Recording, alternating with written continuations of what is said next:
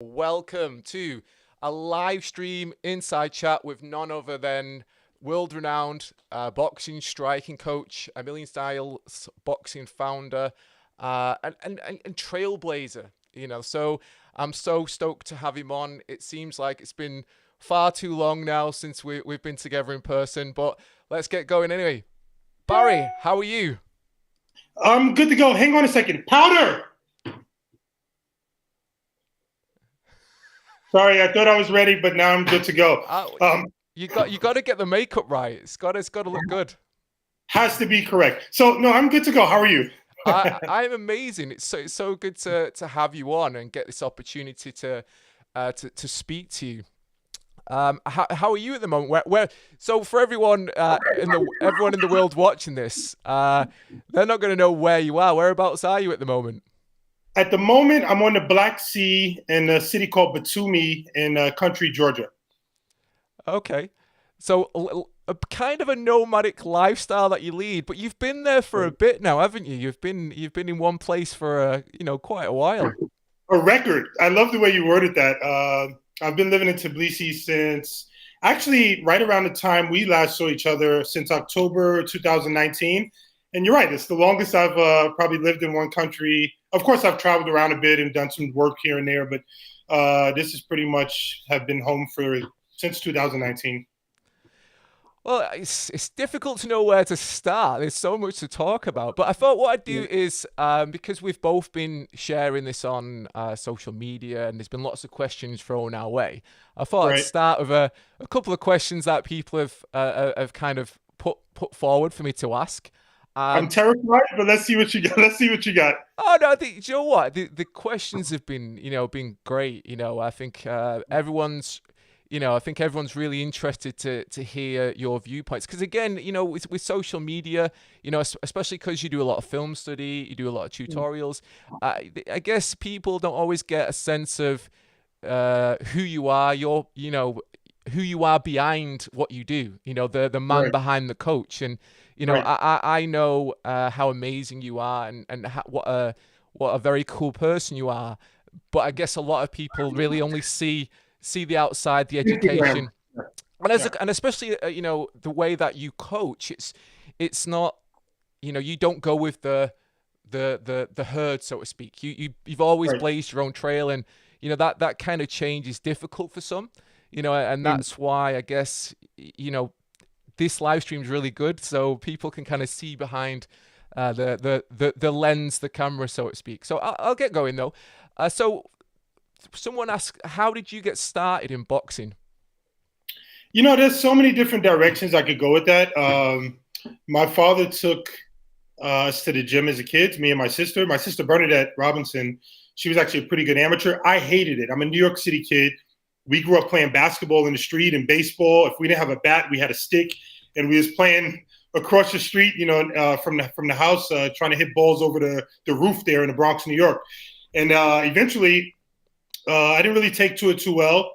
I went to the military. I came out the military, and I needed something to do. So I was doing a bouncing job, and I also was training boxing again.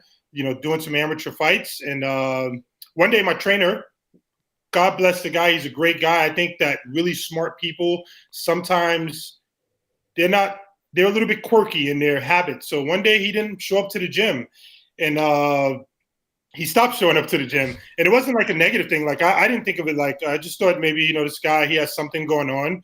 And so I'm a natural leader. If I have one ability, it's natural leadership. So I believe if you would have taught me trading on the stock market, or if you would have taught me to be a firefighter or to train dogs, I would have been good at it. So I just happened to take the lessons that we were learning and kind of move into a boxing training position in the gym we're at.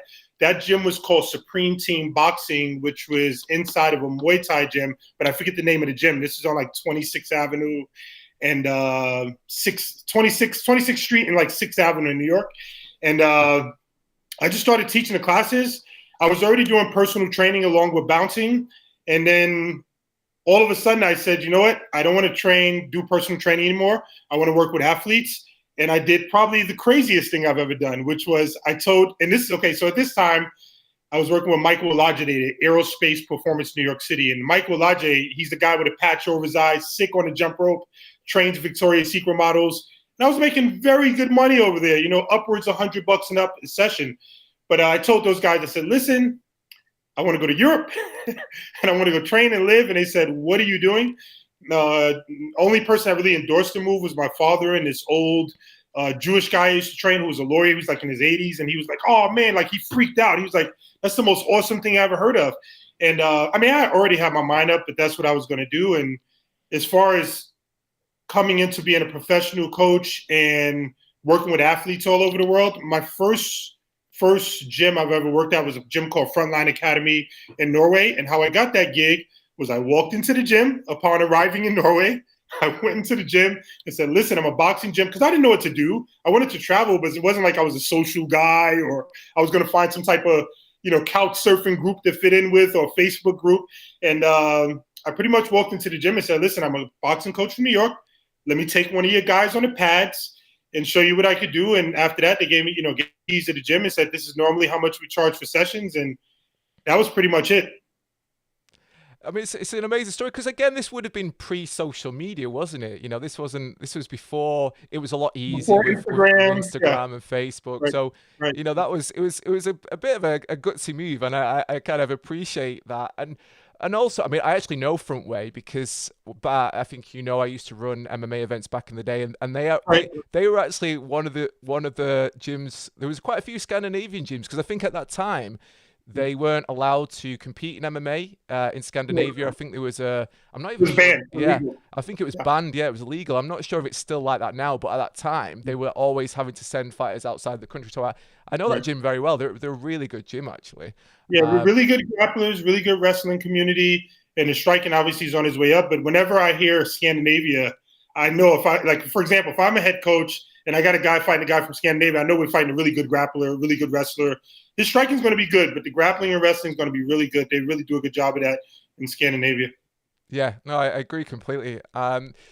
So obviously you've been traveling now, and you said yourself you wanted to move away from working with just for hobbyists, people who train for fitness. But I don't think anyone has trained with as many high level athletes as you. How did you get on that kind of aspect of the journey? Obviously you went to Europe, but how did this journey start, where because you've coached like a who's who of the, some of the best fighters, and not only from boxing, but kickboxing, Muay Thai. How did that begin? I think I got lucky in that regard. And I guess maybe you could say my craziness led to a little bit of luckiness. So actually, a funny story is I started posting on YouTube way back in the day. We're talking, I don't know, 2006, 7, something like that. And I was just posting like training videos because I wanted to keep them for myself to remember what I did. And I remember going to Holland. And my first introduction to Holland, I was training with Bob Schreiber, Animal House. For you guys that don't know Bob Schreiber, do you remember the tall kid that's in the UFC, the heavyweight from Holland? Stefan Struve.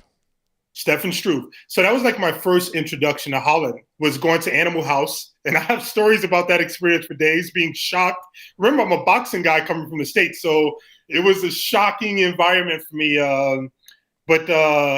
Anyway, I was posting videos from there. I ended up working with Voss Gym and Mike's Gym, and this is not even like working there full time. This is just bouncing around Holland. And I put all those videos on my social media. And the funny part of that story is I had an ex-girlfriend from Norway, super hot. So for young men out there, don't judge whether a girl's nuts or not by her looks. They can all be, I'm kidding. Love you, ladies. But she deleted my YouTube account at the time. So all the videos I have working with Krokop, with Remy Bonyatsky, with whoever names, I lost that entire channel. And then after we broke up, and so to answer your question is, YouTube is what really got me to travel around the world more, to do seminars, to have more exposure. And then I started doing film studies on YouTube. But if it wasn't for YouTube, people wouldn't know a little bit that they know about my resume today. So I would say YouTube is what really kind of launched my ascension into, and also being spontaneous, being willing to take a job here, take a job there, no money, just hustling. Hustling as a young guy, and you're familiar with that because you're a travel guy and you had to do what you had to do to get where you're at today. So that's pretty much what it was. It's funny you mention your YouTube channel because like that's how I first came across you. And actually, one of the things that whenever someone speaks to me, about say, oh, Barry, tell Barry's his YouTube channel was amazing. Where's it gone? Where's the library gone? And you've just explained it then, but everyone was looking at that back in the day like that. Like, again, that's how I first learned about how brilliant a coach you were. But I still get those comments to this day. In fact, one of the questions that I got asked Right. today was about, oh, tell Barry he needs to put that YouTube channel back up. YouTube is so okay. So I just for everybody watching out there, I want you guys to understand something. YouTube is very difficult for me. It was kind of like a catch-22, right? Because there was a time where I was doing maybe 2,000 or 2,500 a month from YouTube, right? But I was cranking out so many videos, and we're talking about 30 to 45 minute, 30 to an hour long film studies. And I started to get like professional coaches that was working with high level fighters and fighters commenting on my YouTube, like, oh man, thanks for putting that out.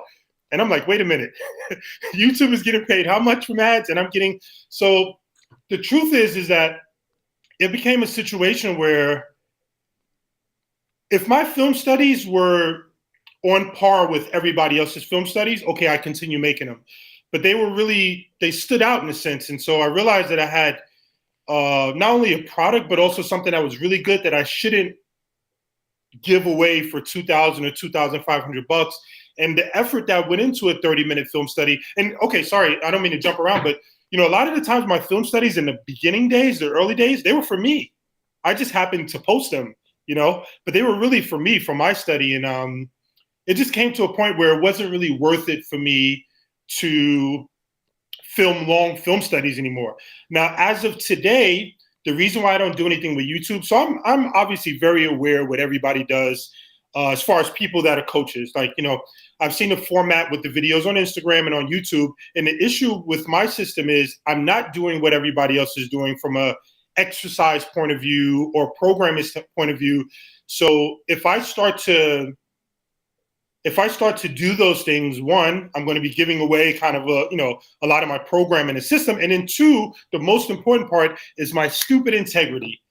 I have so much integrity that I don't believe that it's right for me to tell people that, hey guys, here's a move. Do it like this, with the check on the screen or with the X on the screen. I would never train a guy in a gym like that, ever. Like it's not part of development.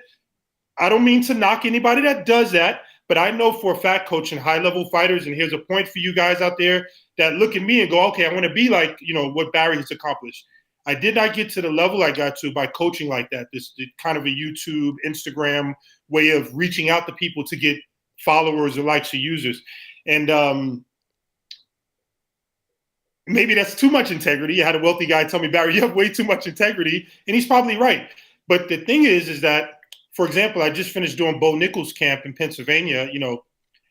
If I would have kind of dumbed myself down, hopefully that's not too harsh, I don't think I could go into a Bo Nichols camp and say, hey, Bo, this is what we need you to do and believe, because I don't really have a program.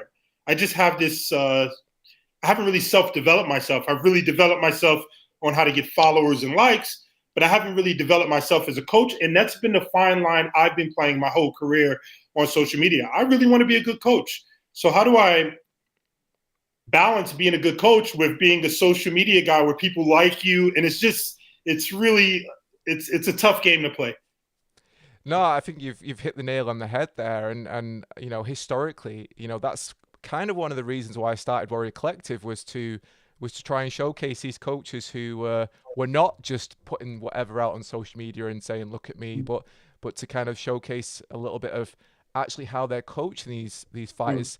And for yourself, your systems, your way of doing things, they've always blown my mind. And the crazy thing is you seem to just gather momentum.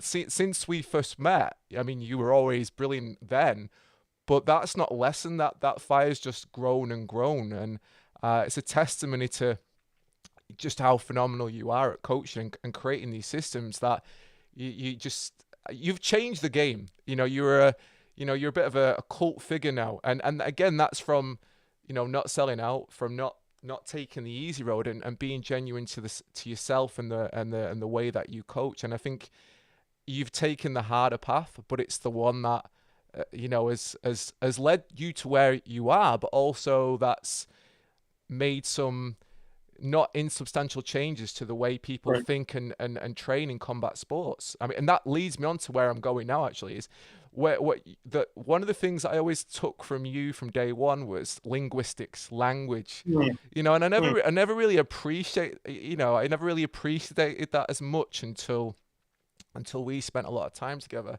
And then I realized just how important this terminology, this linguistics, this language is. So I've prepared a couple of slides now that I'm going to show you one at a time, which is what I call the Barry Robinson A Million Styles boxing glossary. So I'm going to throw a couple up, and all I want you to do is just, because you'll recognize that you use these terms, and you're the person that I kind of think uses them and actually introduce them into combat sports in some, on some of them, but a lot of them are definitely down to you. And whenever I see someone talking about these words on social media nowadays, I always go, right. I know where your influence is. It's like Right. it's funny, someone commented on a video of mine not long ago. And I can't remember who it was. It was a video of maybe Joe, young Joe in the gym. In fact, I think it was Joe. Joe, who you coached when you were over at the gym. Right. And they were saying, and in fact, it was on the video that we were demonstrating from your chapter in the book. Catch, boom, boom, and I thought he did that quite well, actually. He's a junior. He's obviously improving. But this comment, this person was, don't tell Coach Barry about that rhythm step. And I'm looking at the video, and I'm going, dude, he's not moved. Where's the rhythm step? And I'm like, it just made me laugh, because it's like that. There's that cultural influence that you've had, and I didn't take it personally. I really don't take people saying things personally to me. And I was looking for it, and I was like, it kind of made me think, you don't really know what rhythm step is. I'd like to think, because of my time spent with you and my time traveling and, and doing what I do, I have a fairly, not at your level, but I have a fairly good idea of what you mean by rhythm step. And I'm like, there's no rhythm step on that video. But I was like, there's not one in that video. I'm going to let it go, because I thought, but it just made me laugh, because whenever I see these words now on social media, I go, yeah, that's the A Million Styles boxing system influence right there. And that must, that's a really big thing. Like I said, if we were talking film, it's very Tarantino-esque. It's almost like you see these Tarantino influences in films. I'm seeing these, these Barry Robinson, these Million Styles boxing influences in other coaches, in the way that they coach, in the language. But it's that language, isn't it? Right. So language is huge. It's huge. It really is. So without further ado, then I'm going to throw the first one up. So all I want you to do is just give me a definition of what you mean when you talk about this. Sure. So idol worship. This is the one I'm going. Okay, so for everybody that wants to be as good at film study as I am, the reason why I'm really good at film study is because I refuse to idol worship people. It's quite simple. That's it. And what idol worship means is we respect everybody that gets into the ring, the cage. Of course we do. That goes without saying. But if I want to develop, I want to learn, I have to take away my personal feelings about a person and really be able to look at them analytically and based on data, stats, and facts. I can't have oh man, this guy's great, everything he does is great, and learn something. It's impossible. I think, I forget where they say it at, but I believe in all. They say question everything, right? Ask why. Why am I doing it? What am I doing? How am I doing? So, for example, here's the most important part, and this is a little bit of a gem here. I like to watch fights from a coaching perspective. And what that means is I'm looking I'm scouting. I'm not just watching a fight to be entertained. I'm scouting. How can I beat this guy? So if I'm watching Canelo, and I'm talking about not because I have a fight versus Canelo coming up, I'm not training any fighter that could be fighting Canelo. But when I watch Canelo, I can't be a fan. I have to look at Canelo and start to build a scouting report. Okay, what doesn't he do well? If I got the call today while I messaged, while you and I are chatting, Canelo's fighting GGG, Jonathan Banks wants you to come into his camp. If I go in and, oh man, Canelo's an animal, how are we going to win this fight? You know, this is a product of idol worship. So when I watch Canelo, when I watch Floyd Mayweather, I see the things they do well, but I try not to harp on it too much. I also want to see what they do wrong and what positions could I take advantage of them in. And that doesn't matter if it's an Israel Adesanya, if it's GSP, if it's Khabib Nurmagomedov. Great, love those guys, accomplished, Hall of Famers. But what I want to look at is what areas could I potentially take advantage of if I was prepping a guy to compete against those guys? And that's what really helps me develop. So the idol worship thing, it's a strong term because I don't know if it's the words that feel like very heavy or something like that, but it's so important to your development as a coach, as an athlete, to not idol worship people. Respect them, say good things about them, but pick them apart. Pick me apart. Pick them apart, pick me apart. That's how you're going to get better. Question everything. Yeah, no, I, again, the whole idol worship thing. Yeah, I couldn't agree more. I think the problem, I think the line that people struggle with is when you've got your armchair keyboard warriors, and they confuse the two, don't they? They kind of make these comments without any knowledge on a fighter's video, and that's not the same thing at all. Idol worship is when you're a coach, you've got to be looking, like you just said, you've got to be looking at the strategies and the mistakes, and so you can assess. It's just like you would sparring, isn't it? You've got to adapt, and you've got to read your sparring partner in order to prepare a plan to land your shots. Let's look at a modern example, a current events kind of example. So you had Dominic Cruz versus Chito Vera, right? Now, Chito Vera said something after the fight that people got upset about.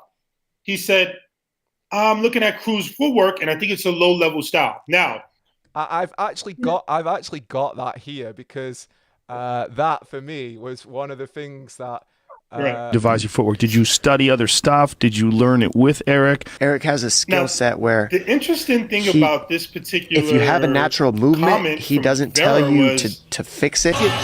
Maybe people didn't like what he said, but however, it is a product of what we're talking about right now.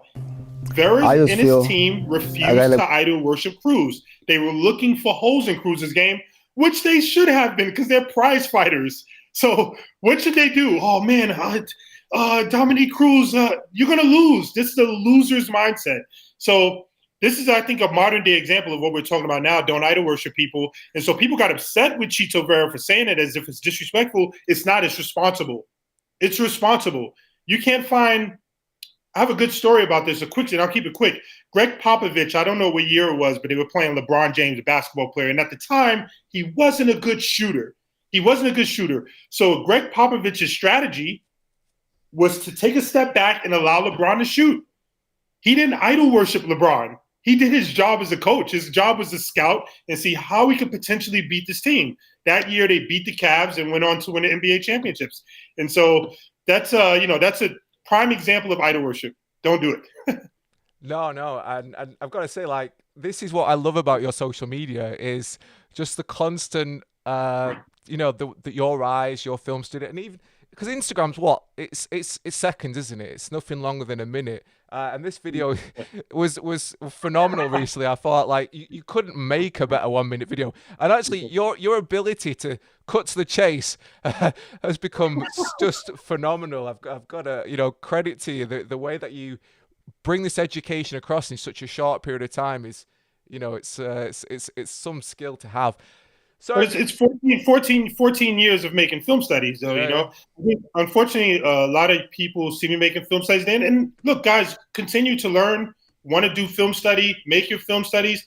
But I want to make it very clear that the reason why I got good at film study is because 14 years. I think Stuart, I lose sleep. Sometimes I don't sleep at night.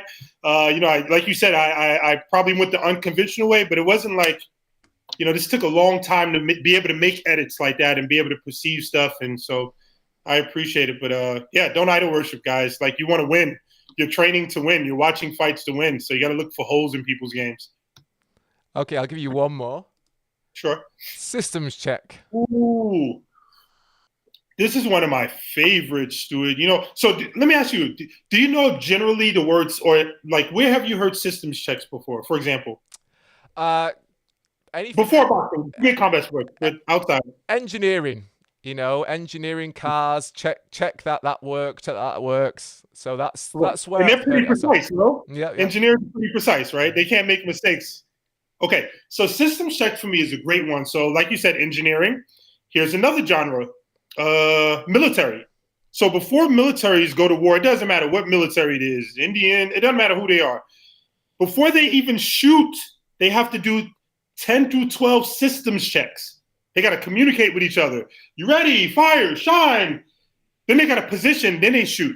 So when I'm thinking about systems checks, I think about the fundamentals. Like, how many repetitions did I get of turning my punches over with just my hands? How many repetitions did I get of moving forwards and backwards, left and right? Those are your systems checks. Those are your systems, because that's what you're going to be doing in a fight. So I really believe wholeheartedly that you have to check to see if your ammo is polished, if it can be fired. You have to check your gun and check the inside of the chamber to make sure it's clear. You have to, disassemble it, reassemble it. And these are things that go on constantly. And if we were to bring it to the sporting realm, we know this because before every single basketball game, and maybe you can give me some football knowledge of this. I don't know if you're a football fan, but before every single basketball game, the guy that just won an NBA championship with his team, Stephen Curry, what is he doing?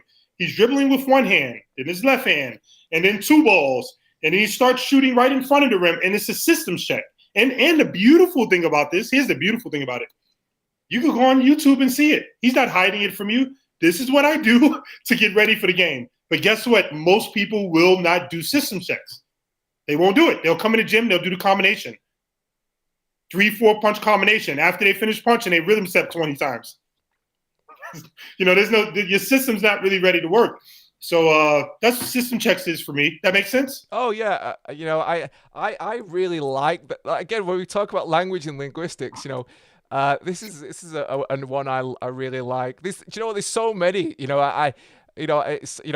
It's like Barryisms. I don't want to say that sounds glib, doesn't it? But it's just things like you influence, and without realizing it, you kind of influence the language of other cultures, and that is, like I mentioned earlier on, the trailblazer, the person who kind of leads the way. We're all influenced by. And we wouldn't be influenced by the language if we weren't influenced by the journey that you're telling us, the way that you're explaining this. Language doesn't get absorbed without a why and a how, and that's what you're really current good events, at. right? Yeah. Rule in day one. Hey, current events. What is this? Why is it? How is it? When did it happen? Why did it? And so I'm glad you asked me about language, because it's really important to me. And I think over the years, for example, keep your hands up is such a broad term, right, Stuart? Like, what does it mean? Like, what does it mean? Can I, do I just stay like this the entire fight, or you want me to catch a jab? So I think language is so broad. And what I've learned, I'm going to give credit, ode to jiu-jitsu here. Big ode to jiu-jitsu. Because anybody reasonably can be good at jiu-jitsu if they go to jiu-jitsu for a year and train 5-6 days a week. Why? Because they have good language. You know exactly what you're doing, what position you're moving into. You have words for it. When you go for arm bar, you know what ligaments you're snap. It's almost like you have an anatomy degree. And I got to give a big ode to jiu-jitsu, because they do such a great job with linguistics now. Same thing.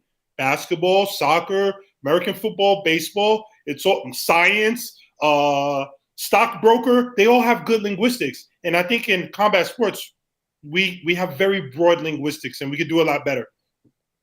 Yeah, no, I like I said, I'm not going to disagree with you, because I've been hugely influenced by, the language that you introduced to me, and you continue to introduce through through your tutorials, through your film study, through your social media. So yeah, no, I'm definitely with you on that one. I mean, I'm seeing a few comments here. Sure. And again, they're all super positive. Coach Barry is the man. Castle Williams, found you on YouTube over a decade ago. One of my favorite people. You've given away too much free game already. Much respect, Coach. Let's go, Coach. Can I reply to the free game thing? Yep. Can I reply? So, hold on. Let me just refer with my publicist really quick. Hold on a second. I have to word this the correct way, Stuart. Give me 1 second, guys.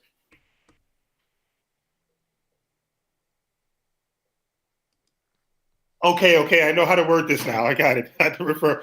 Okay. So, guys, free game is an absolute crap term. I don't know. Like, there is a thing where people think that if I post a 1 minute video, only in combat sports, that we post a 1 minute video on Instagram and you've all of a sudden you have a mastery of the concepts you saw in this video or of the drill you saw in the video. A 1 minute clip, Stuart. No program, no anything. So free game, and this is a big one for me. Like, for example, I tell people all the time, maybe they don't accept it, but what you got from Instagram is knowledge. Now, how do I develop knowledge? What's the program? So what is the free game? All you did was you learned something from social media and you're able to now talk better. You're able to have a conversation and sound smarter, but there is no program in that.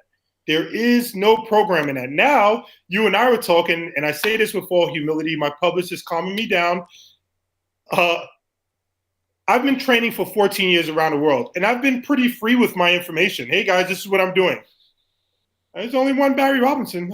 I'm just no offense to anybody. There's one. So for all the people that has gotten free game off of me, and mind you, I mind my business. We said it. I'm a nomad. I live in. How do I say this? I take pride in this. I take very much pride in this. I get called to the States often or other places to go often. And I always say to myself, there's a lot of coaches in the States. But I'm being called from a different continent to come do my job. And so there's also levels to it. So yeah, there's free game, but guys, make sure you turn that free game into development. Words are words. Being able to recognize a rhythm step doesn't mean you're going to get rid of your rhythm step. You got to work, and there's a program that has. So get the free game, follow my Instagram, like, comment, but get the program so you can be able to actually do the things that we're talking about as far as in development. Yeah, no, I agree completely. And I mean, I think that's the thing, isn't it? Because when you're showing, again, like your time with me, like I've absorbed, some of the way that you approach things, but that doesn't mean I'm you. I know that. I'm just trying to use your influence to better myself as a coach on my own journey. And the other thing is you've done the drills, you've done the work. Like, we've been in the gym together. It's not like you're a guy on social media who's been commenting, liking my stuff, didn't buy any of my programs, never trained with me in the gym, and it's like, I got what Barry's doing. No, we've actually worked together. You've actually done some of the drills. You filmed 8 tutorials of mine. So, so I can, if somebody like you says, okay, I have an understanding, you're absolutely right. But people on social media that haven't really got any of our programs or trained with me in person, I think the free game term it's kind of false, gives your person a false sense of confidence, if that makes any sense. Yeah, no, I agree. I agree completely. I mean, there's not many people though that get. I mean, this is the thing as well. There's not many people that get the opportunity to train with you.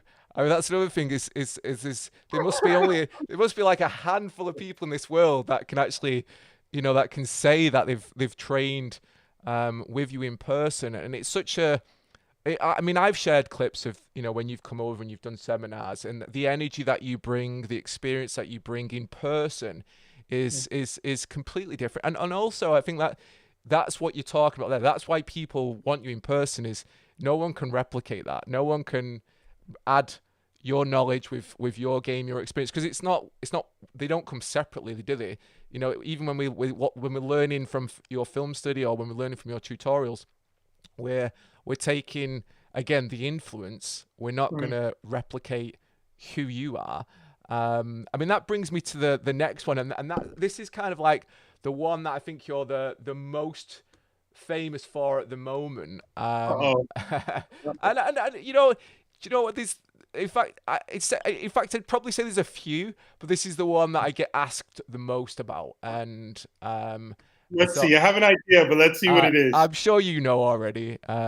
You're gonna know, and that's of course Rhythm Step. So I mean, it brings me back because, like I mentioned earlier on, the person who commented on my video, I was kind of like, you don't know what a rhythm step is. You know, you're questioning me on a rhythm step when, you know, I think you fail to understand what one is. And like I said, I think I have an idea of how, if as an individual now, as a coach, someone who's worked with you, someone who's, you know, kind of gone through your systems quite a lot, I have an idea of what I would say.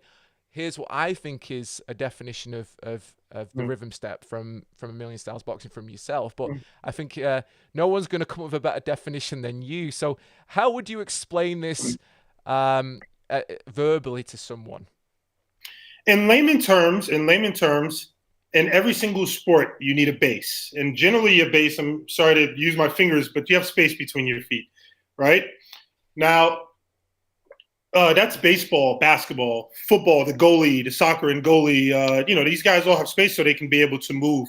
So the rhythm step is not just bringing your feet together, but it's also, because then now we've advanced towards bringing your feet together, but also different forms of rhythm step, like the pendulum step, the L step, the triangle step, you know, different forms of breaking your base. So all the rhythm step is in layman's terms, it's a form of breaking your base or a tell with your feet that's pretty unconscious.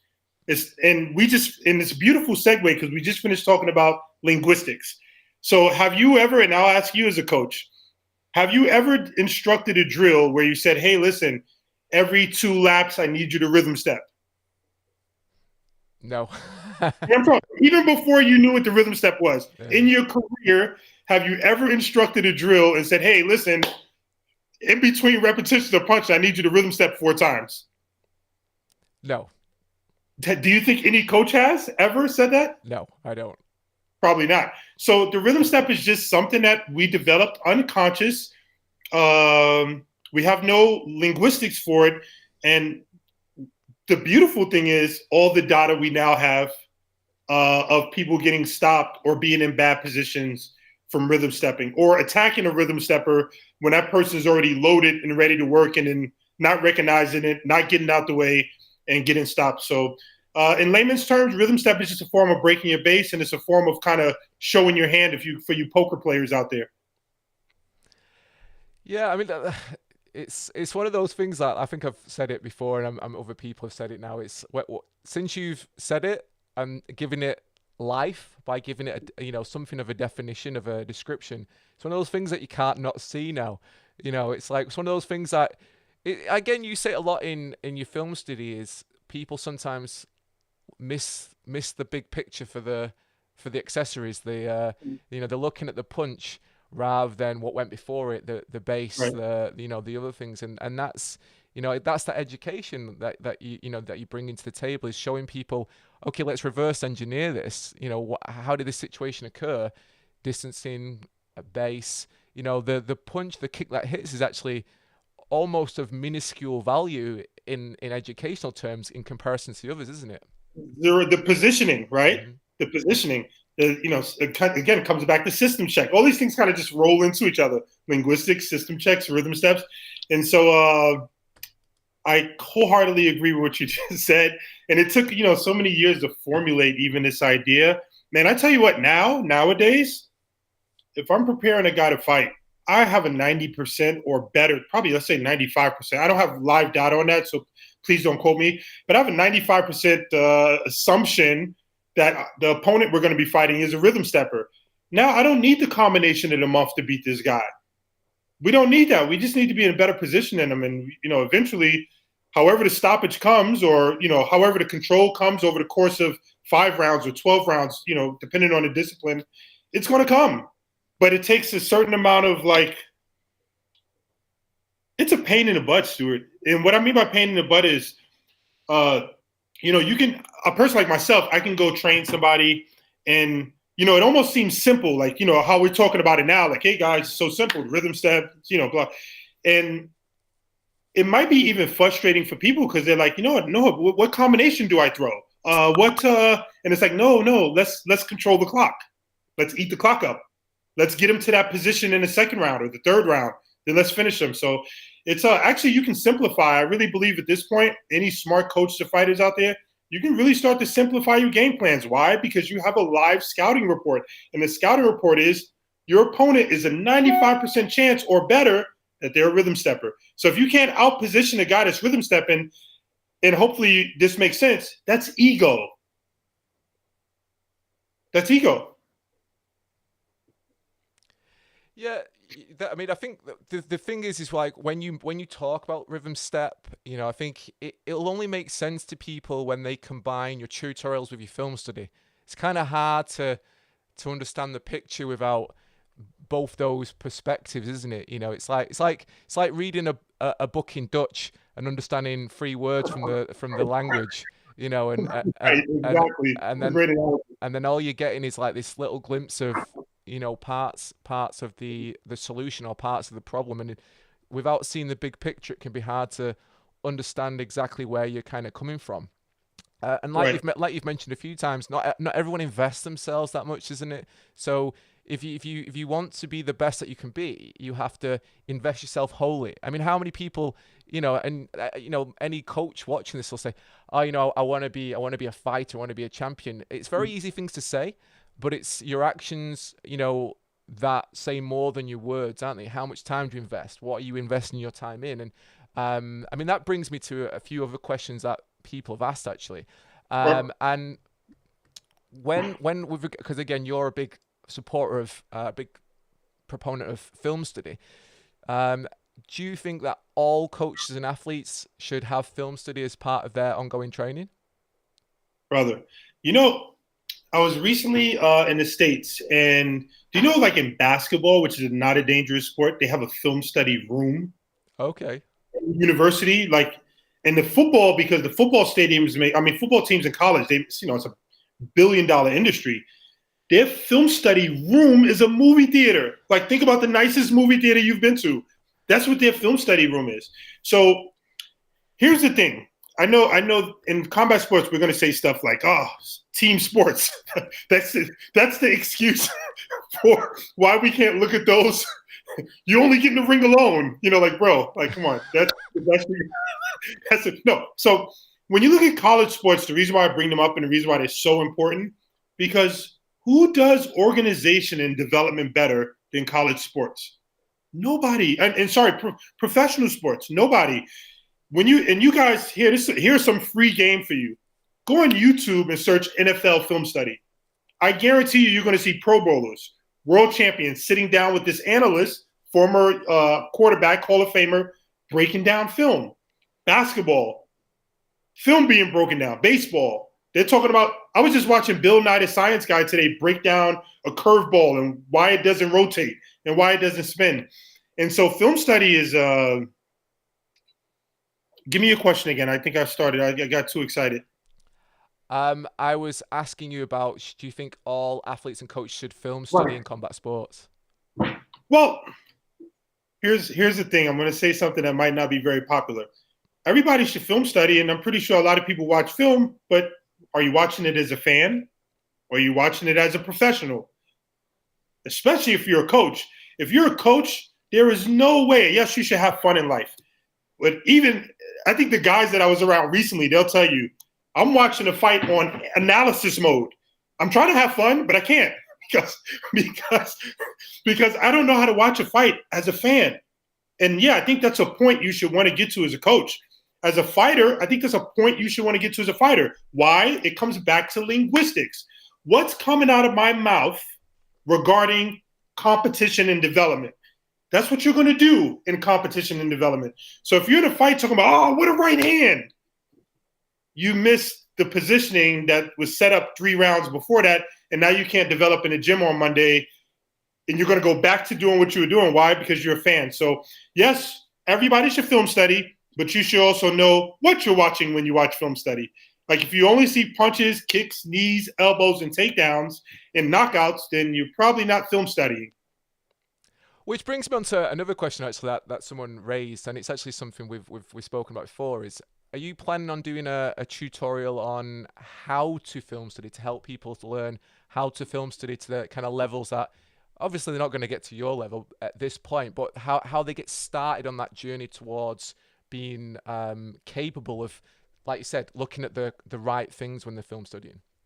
Well, we've been trying to do something now for a few years with film study, trying to figure out how it gets done. So obviously, guys, with the film study tutorial, there's, copyright issues. Like for me, so we have to figure out what fights we can use. So if there's anybody, if there's anybody out there listening that has rights to fight footage that you guys would allow us to use, that I can make a nice long film study on how to film study, then let's do it. And also, obviously, Stuart, we talked about we wanted to combine a book with that. So it's something we've been trying to do for years. The only thing that's really been held up is, how we're going to get footage that we can use, and obviously be in the clear legally as far as making that film study is concerned. So, of course, it's something I really want to do. I think I have a lot of insights, and I would be excited to make that film study, to be honest with you, because film study is to me, the funnest thing. And I'm at a point now where, I could be watching a movie, Black Hawk Down, and I get 10 film studies out of that. I think one of my film studies 2 years ago was off of the movie. What's the movie with Brad Pitt? They're in like World War II, and it's the last tank. They're the last. Is it Fury Road or something like that? Is that what it is? Yeah. I think it's not Fury Road, but something like this.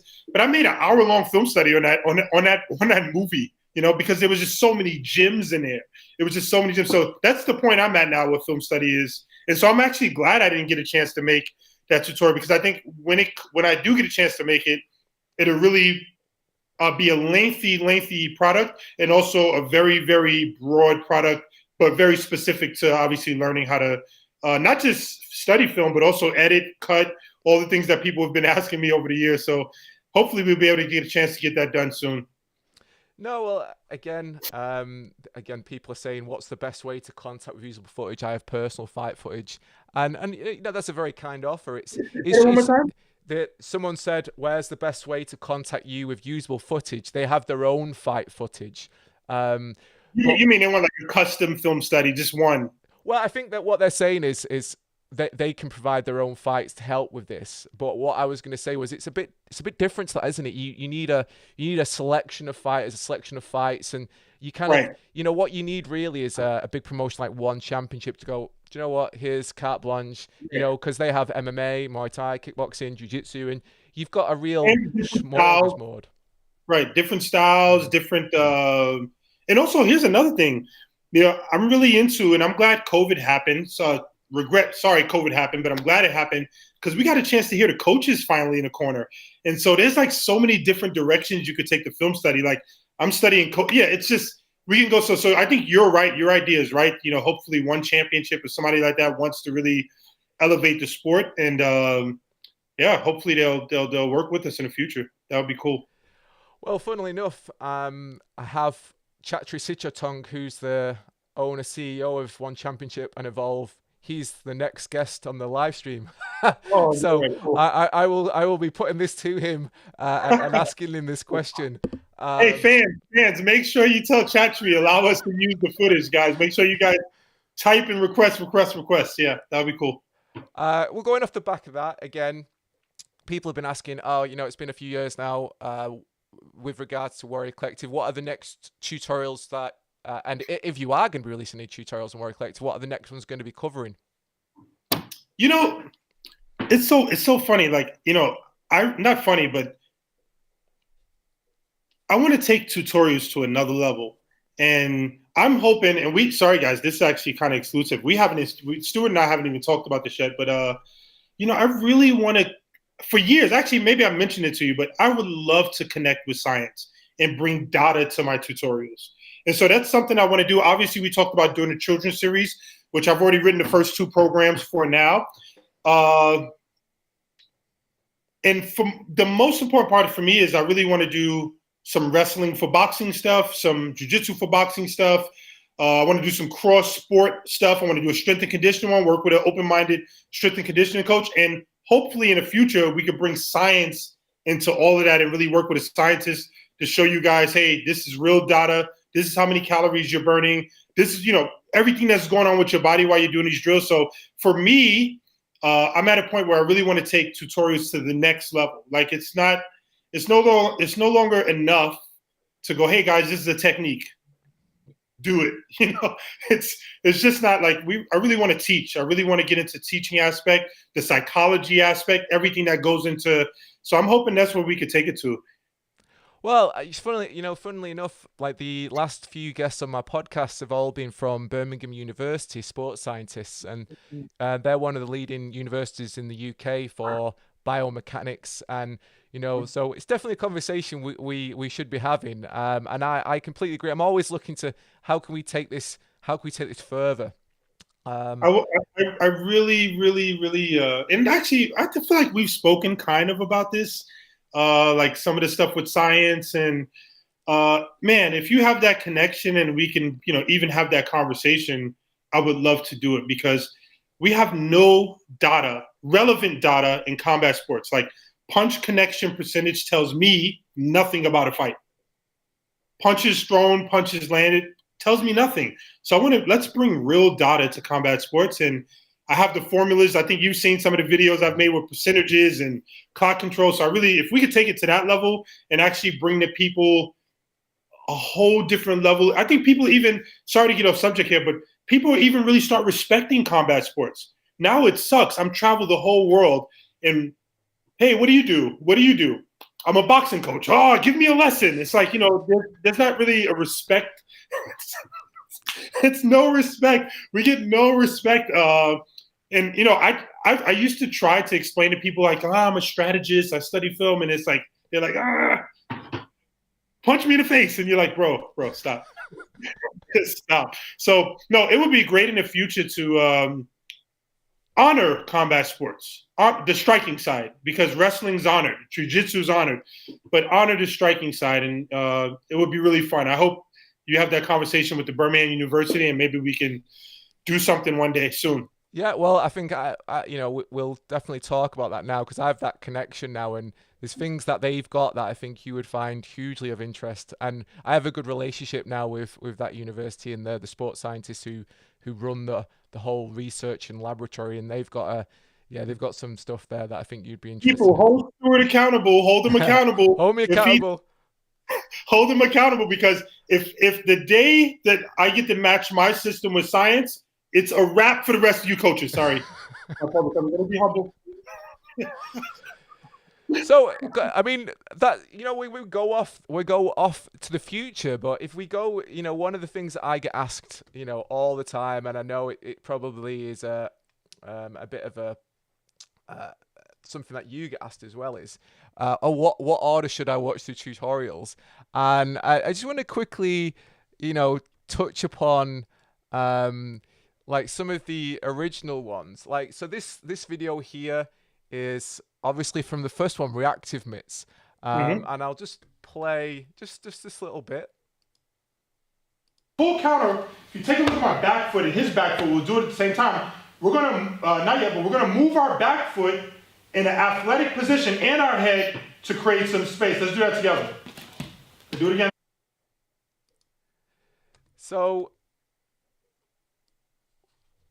Reactive Myths then, which is one of the first ones that it was the first one that we did. Very first. But it's an absolute game changer.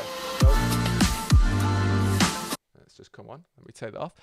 It's an absolute game changer of a volume. I mean, when we talk about systems, this has always got to be the starting point, hasn't it? Reactive Myths, because it's an introduction to how you layer, how you start off, how you structure your coaching, what when you look back now, because obviously Reactive Myths might seem like quite a while ago. How do you describe Reactive Myths to people now? You know, what do you say about that volume? It's such a difficult volume because, okay, so there's the sensationalism of Reactive Myths because it looks great, right? You're doing something that looks cool, you're looking good.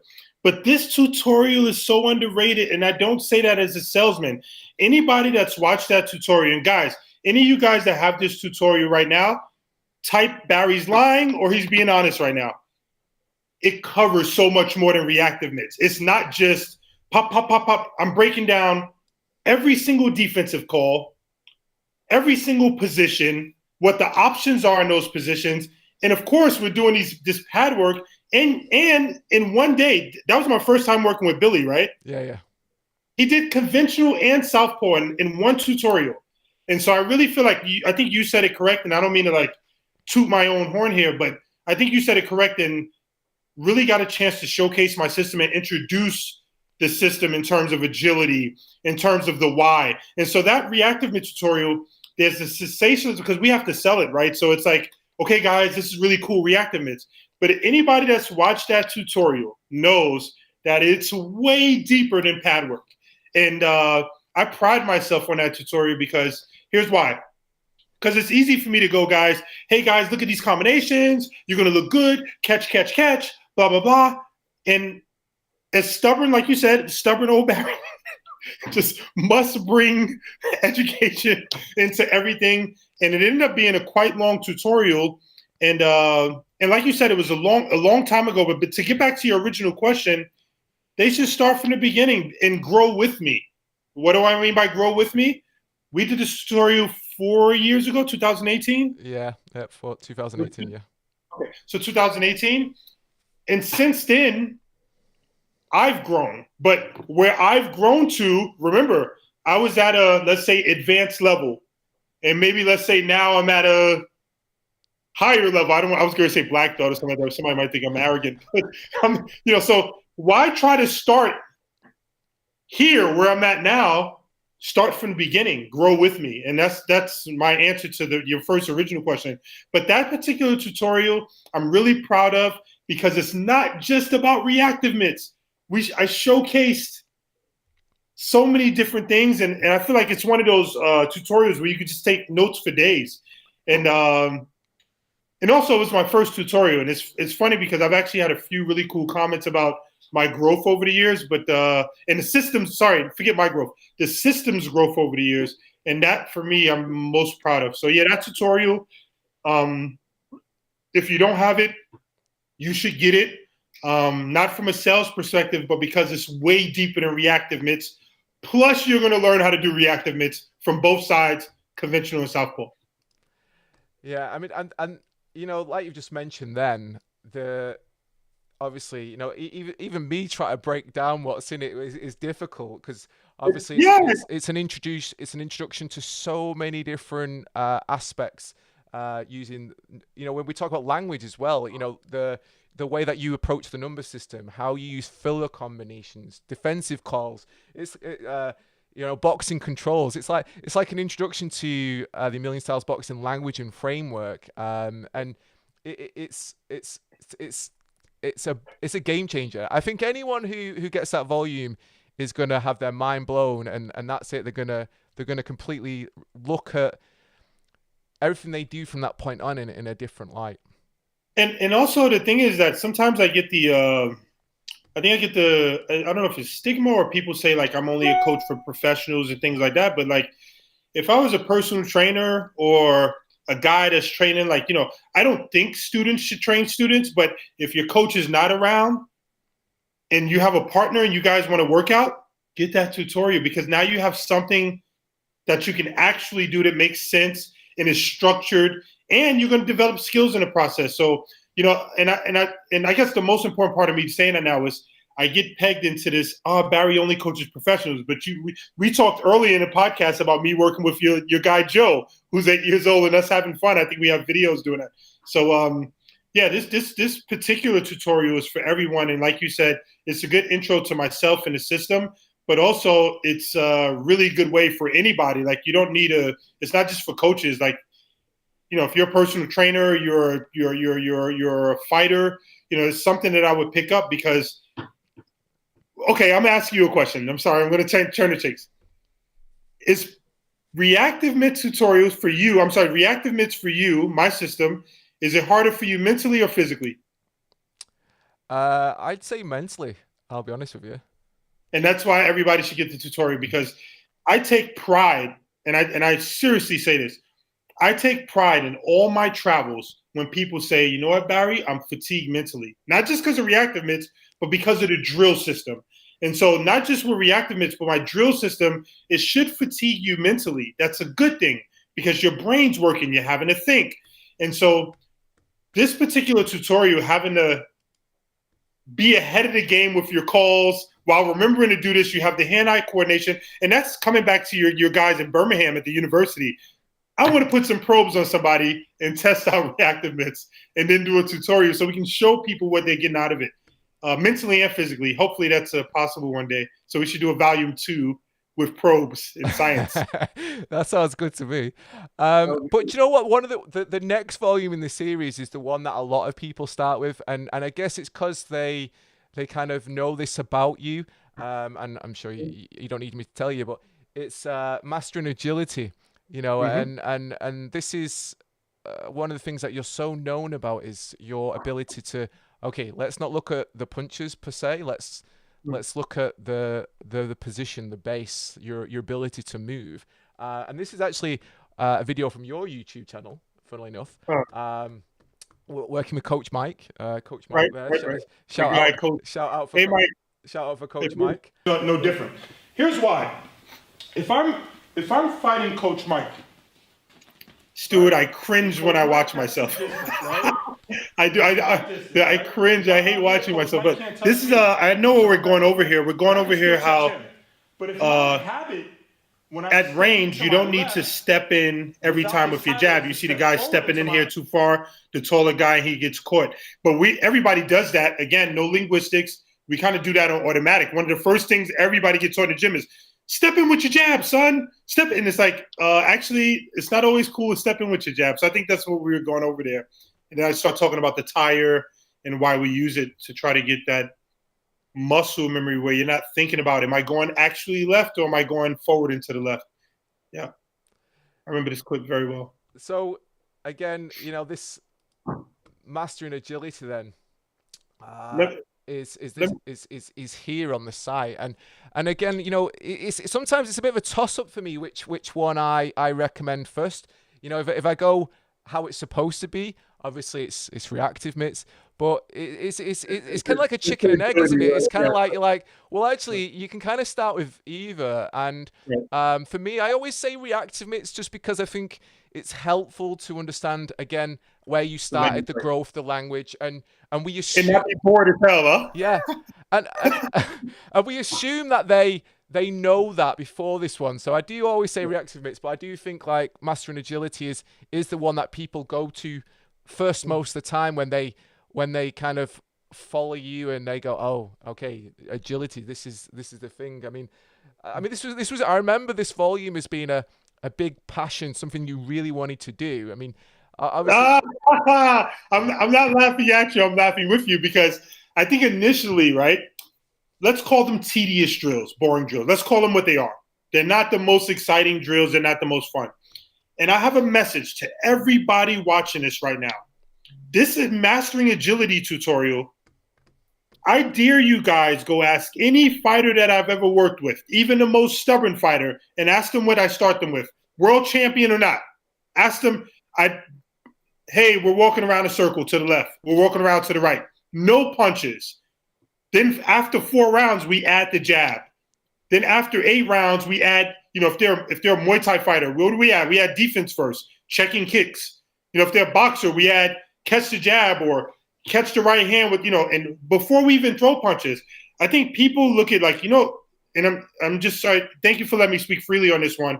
But this agility tutorial, I'm so passionate about. Why? I get messages throughout the years of, hey, Barry, I've been kickboxing 85 years. which tutorial should I start with?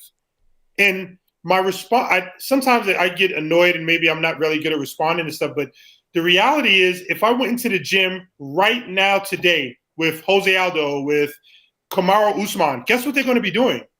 The drills and agility tutorial. That's a fact. Ask anybody that I work with. I don't care who they are, what their record is. Why? Here's why. Here's why I do that. I do that to establish a base. And here's the beautiful thing. Drills have they cover so many beautiful things. So first, I need to make sure my guy's base is right before I start doing all types of punches. One of the things we see in seminars is a guy teaches a seminar. He's a big guy, very famous, or girl, and they start teaching this technique without even looking to see if the student's base are ready to do the technique. So one of the things that's so important for me is to first check the temperature, do a systems check with my student, and make sure they have a good base. What that will allow me to do later on in the session is have some fun on the pads. But we can't have any fun and do cool stuff if I haven't done a systems check and held them accountable for the drills before. It's just impossible.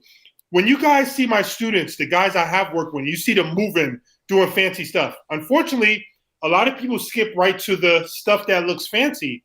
But Lawrence Okoli will tell you, 3 months of tedious drills, being in push-up position, these type of drills that are in the agility tutorial in order to be able to switch southpaw conventional. Not that everybody should fight southpaw conventional, but if you drill enough and you do agility drills enough, and I talk about agility a lot in that tutorial, you'll have the confidence to pretty much fight however you want. But that took me, like for example, with Lawrence Okoli, it took me 3 to 4 months to install. And that installment phase went like this, guys. It didn't go like, oh, hey, first day, boom, do this, Lawrence. It didn't work like that. And so the agility tutorial is one I'm really passionate about. I don't skip steps in development, and I don't suggest you guys skip steps. Now, I'm going to be very honest with you, and sorry to be long-winded on this, Stuart. There are days as a coach when I'm coaching a fighter, when I'm going to camp. Before I go to the gym, I say, oh, man, I don't want to do this today. Not that I don't want to train, but I know that I'm going to have to tell the fighter, I know we need to get repetitions of walking around or galloping. And I know it's not the funnest thing, especially if the fighters are just one-on-one. So I have to say to myself, like, oh, man, I got to do these drills with this guy, but he's got to get them done. And so I'm telling you to say, I know they're not fun, but I know that if we have a certain mastery of the drills that are in the agility tutorial, then we could do anything in competition because we've done our systems checks. Again, you guys are free to message Okoli, harass him. Ask him his first warm-up for our first fight together. What was he doing? We were doing the drills that's in the agility tutorial, my friends. We weren't doing nothing fancy. We did barely any pad work. We were doing system checks. The system checks starts with the drills that's in the agility tutorial. One of the most slept on and underrated tutorials I've ever made in my life. And I'm proud of it, no matter how not sensationalized it is, if that makes any sense. No, it makes perfect sense. And like I said, it's that's why I think sometimes I'm tempted to say this one's the first one, just because I agree completely. It's just like any coach will tell you, they'll get someone who comes to gym, oh, I've trained 3 or 4 years before, just put me straight into the fighters class, coach. And you're like, whoa, like, you know, let's see where you're at. Let's check what you do as the norm before you touch, you know, before you go anywhere near that. And it is about, like, again, another language is skipping steps, isn't it? You know, and this is the thing, is like, you've got to go through these drills and not only that, but you've got to, maybe enjoy is the wrong word, but you've got to stay focused. They've got to be, you've got to be mentally, you know, on it. Enjoy the process, right? Yeah, exactly. You know, you've got to, every minute that you step to your left correctly is another second in that round of the fight that you're going to keep your feet, isn't it? And, you know, that's the way you've got to look at it. Stuart just dropped a major why we drill gym on you. So I talked about the base, and you just finished talking about what? The mental, and the mental during what? Competition. So we were talking about drills, right? We were talking about drills just now. You just dropped, guys, Stuart just dropped a major gem on you guys. So why do we drill? Is it just for the technique, or is it the mental discipline that he's talking about? Because it takes mental discipline for us to go into the gym, and being all these accomplished guys, we've sparred 80 times, we had success. When I come in the gym, people high five me, I'm the man. But it takes mental discipline and mental stamina to come in the gym and to walk around to your left for 3 minutes. Now, if you can't do that in the gym, how the hell are you going to do my instructions in the fight when the other guy's trying to kick you in the head and punch you in the face? How do we develop mental stamina? I hate stuff like, this guy's born with confidence and this guy's special mentally. You're telling me we can't develop being special? And so I love what you just said, Stuart, because the drills cover a multitude of sins. Yeah, we're working on our base, but we're also working on this. And this is what people lose out when they do drills. They lose out on that we're developing this also, and that mental fortitude and that mental stamina. Yeah, and we talk about skipping steps.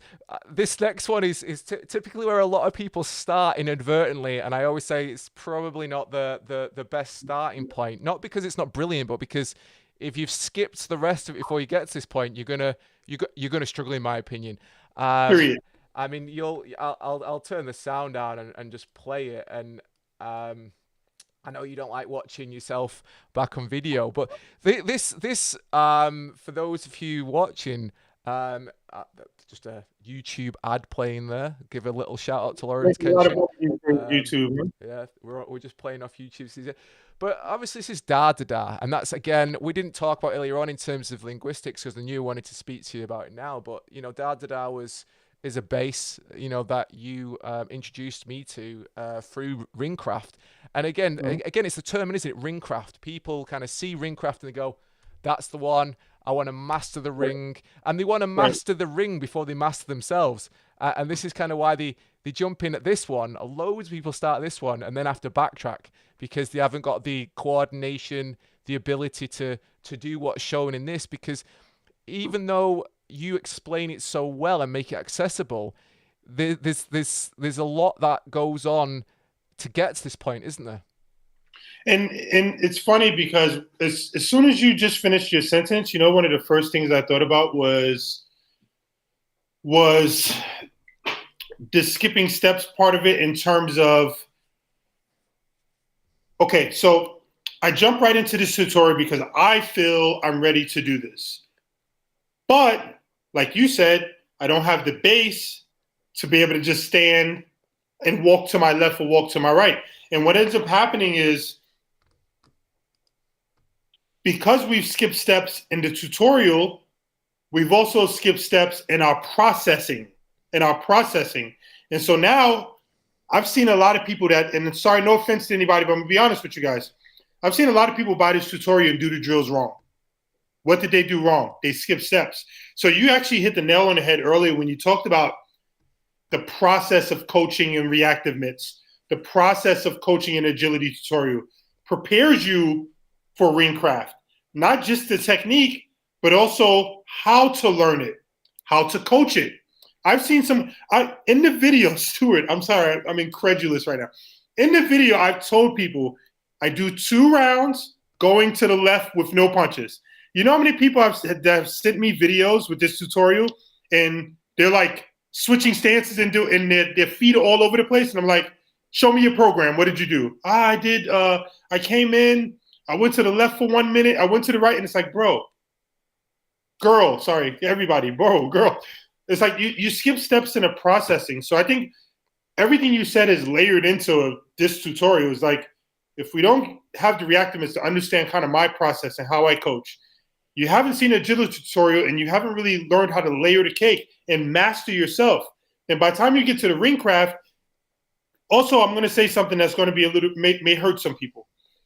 If you're buying my tutorials just to make social media videos, you're not going to learn anything, guys. Like, if you watch the tutorial, there's coaches, like, I won't name any names. There's high-level coaches. I won't name their names.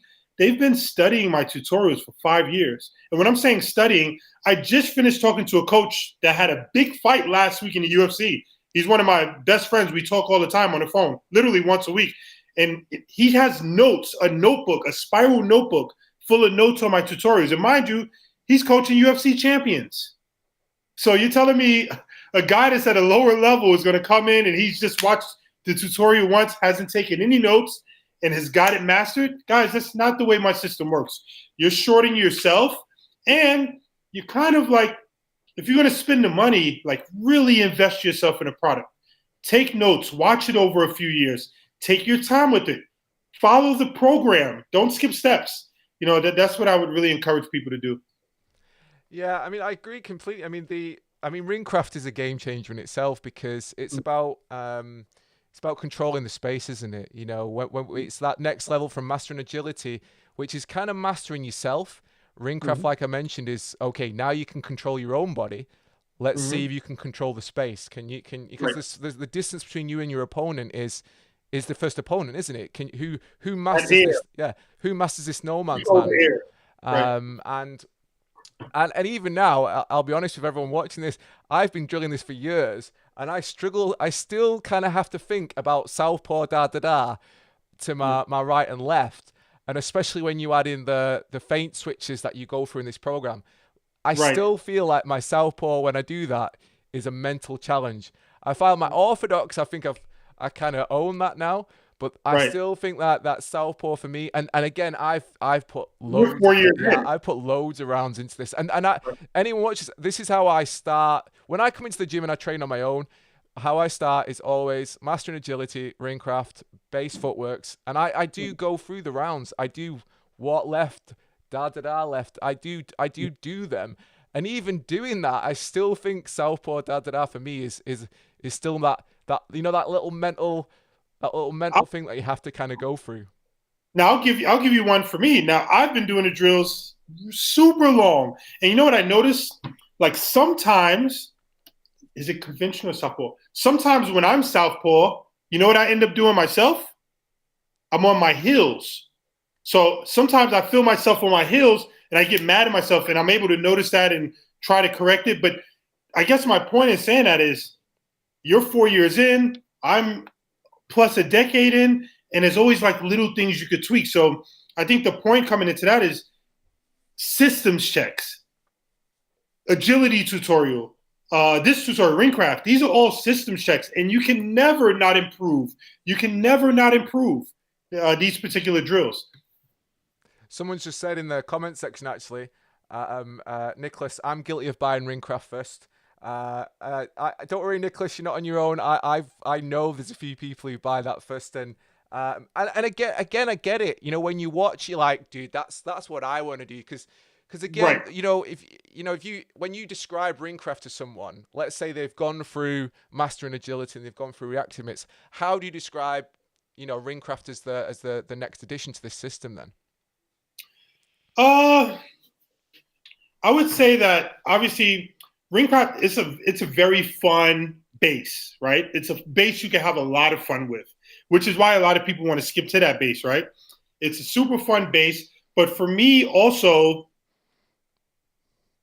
so you guys know, I don't know if you guys know, but I have maybe 5 or 6 main bases, and da or Go Step is one of them. And this movement you can do so much with. You can control the clock with. You can decide to be on the outside. You can set up offense with. You know, if you guys want a good example of that, check out a Coley versus Lodi where he was conventional, switched to southpaw, out of the da, came back conventional, landed left hook, knocked the guy down. So there's a lot of things you could do. It's a Swiss Army knife. It just depends on what range you're at, and also your film study, and that's something we haven't really mentioned. How many film study references do I drop in my tutorials, Stuart? You drop a lot. Even after filming, I had to go back and go. I had to research after the filming to see what you're on about. God, I'm like a preacher on a Sunday with my film study verses. So turn to Corinthians chapter 1. No kidding. But no, guys, you guys got to do the film study references because that's what gives you confidence in what you're doing. So you got to do the drills plus film study.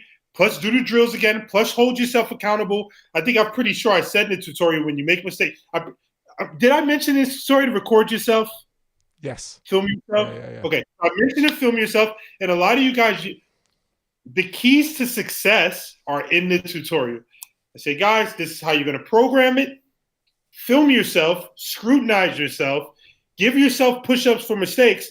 These are all the way I train fighters in the gym. That's just a fact. You can ask anybody. I'm not different in my tutorials. I literally bare my soul to you guys. So yeah, don't skip steps. Don't skip steps. And I think you'll have a deeper understanding than just the movement. Yeah, I mean, I couldn't agree more. I mean, that so Ringcraft really marked the end of the first time that you came over. Right. And then obviously there was a period of time, and it wasn't too long, but then you came back, and then we started on the kind of the next series, which was stepping into much more advanced territory. And again, Yes, you know, people are guilty of sometimes jumping to this because, you know, I've heard Barry talking about fight, huh? yeah, controlling the fight, yeah, and the control thing is, I guess, Very difficult. yeah, I guess people, when they watch your videos and you talk about controlling the fight, it's very not any. There's not many coaches, and you know, if we're honest, that talk about controls. You know, whenever I've spoke to world level coaches who I've filmed with, who said, oh, you know, it was Barry Robinson that got me thinking about the whole control game. You know, and so they do credit you.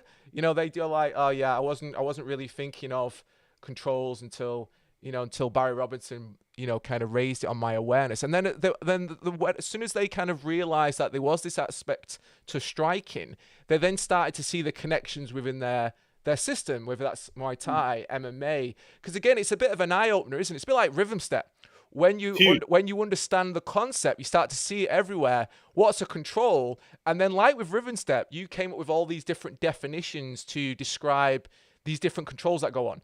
Controlling the foot space, controlling the air, you know, and this drill that we can see on the video here is the wall drills, which is, again, you know, anyone watching your social media and your fight camps will know this is something you get fighters doing to get them to understand again, language, physicality, you know, being physical with hand controls, isn't it? Very physical. Very, very, very physical. It's so interesting. I think like my style, or what I like as a coach has really come full circle for me. And I enjoy a physical style. I just enjoy, and that's mental, that's physical. That could be me changing my height, getting real big. I just enjoy controlling the fight in this sense. And I like it very physical. And I like it uncomfortable. I want guys to return to their corner, and maybe a lot of strikes weren't landed that round, but they go to their coach, am I winning the fight? Because they just don't know. They feel something's not correct. And that's, for me, where I'm at with controls. That's where I'm at with controls. And that could be to the air, to the gloves, to the shoulders, to the body. And I think that's what I'm talking about here. And that's kind of where I'm at now with the controls. Yeah, and it's funny, like, I'm just going to go to a video on your social media a second, because again, you're really, what I always enjoy about your social media, you're quick to credit someone with some good work. And this was a video of Molly McCann, next gen standout. Oh, right, great. Oh, you actually watch my videos. That's great. Of course I do. You know, and I mean, I'm actually going up to next gen next week actually to see Paul. Are you gonna go see Molly? Yeah. Tell Molly, Coach Barry said hello. I got a chance to meet her in Ireland. She'll know who I am. She's good people's. Yeah, no, I'll be seeing them next week, so I'll pass this on. But again, here, you know, you talk about this control there. Yeah. Very nice. Very nice. That's just beautiful. That's beautiful. And it was a very multi-layered video, this as well, wasn't it? Because it started with a rhythm step when she got up, which left her not in a position where she was ready to defend that initial attack from Molly. And then Molly just capitalized on it. Molly missed the punch there, and then she went right into a control game, which was just so important for her. Like, it really gave her confidence to throw the spinning elbow. I use the word confidence there, and I don't use it lightly. Let me just run through. I'm sorry, I'm excited you even played this clip. I just want to watch it again. I never watch my own videos back, guys. I get embarrassed. But this is very, very beautiful. So she throws her right hand, rolls under the hook, right? Yeah. So boom, right hand rolls under the hook, right into the control package. Physical, beautiful, 2 hands. That's just outstanding. Create some space, got to the rhythm step again, and sleepy time. Just an onslaught from there. Look, even a control game after the elbow. You see it? Yeah. Mm. Even a bit of a neutral stance there as well. It's like Yes, sir. she kind of like switches her hips to change direction. Um, Yeah, you're absolutely right. you know, and again, you know, when we look at controlling the fight, you know, it's, I mean, again, controlling the fight's a funny one as well, because it's not just about the controls. You're introducing people to, you know, Look, the Loach drill, you know, and so it's much more than that in terms of what's in there. But I guess when people see the title, they go, "Oh, you know, this is the control game that Barry's going on about," and it is part of it. But this volume is so much more than that, and that's where it kind of marked that evolution to. Okay, well, if you've been following along now, guys, then you should be at the level now where we're going to make it exciting for you. Well, I'll tell you something that a lot of people missed out on. Okay. And so this is the first time I actually get to say this on a platform like this, where, guys, controls are not just putting your hands on people. I've said this a million times. Nobody listens to me. This is what control is fun means to me. Unfortunately, when I said control is fun, a lot of people took that to mean only putting your hands on people, but that's not what control is fun means to me. Control is fun means controlling the fight, period. That could be with your feet, with your hand, with your mind, with your eyes, however you get it done. That's, for me, first and foremost, that's my definition of control. That's my definition. Now, within that, you have different departments. You have hand controls, glove controls, ear controls. You have now Loach drill, because you mentioned Loach drill, which for me,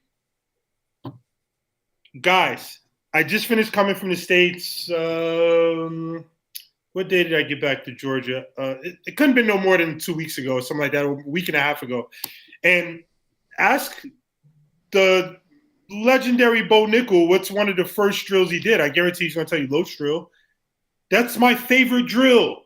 And guess what I tell people all the time? If you don't have the legs, you get to the fight, you've prepared well, and for some reason you're on your walkout, your legs ain't there. You can't. You want to do go da-da-da, but you can't move. So what base are we going to go to? We got to go to Loach drill. And with Loach drill, you can control the fight. And if you guys reference the film studies in that tutorials, you have the ultimate example. The man I named the drill for himself, Nicolino Loach. Watch him control fights with just that movement.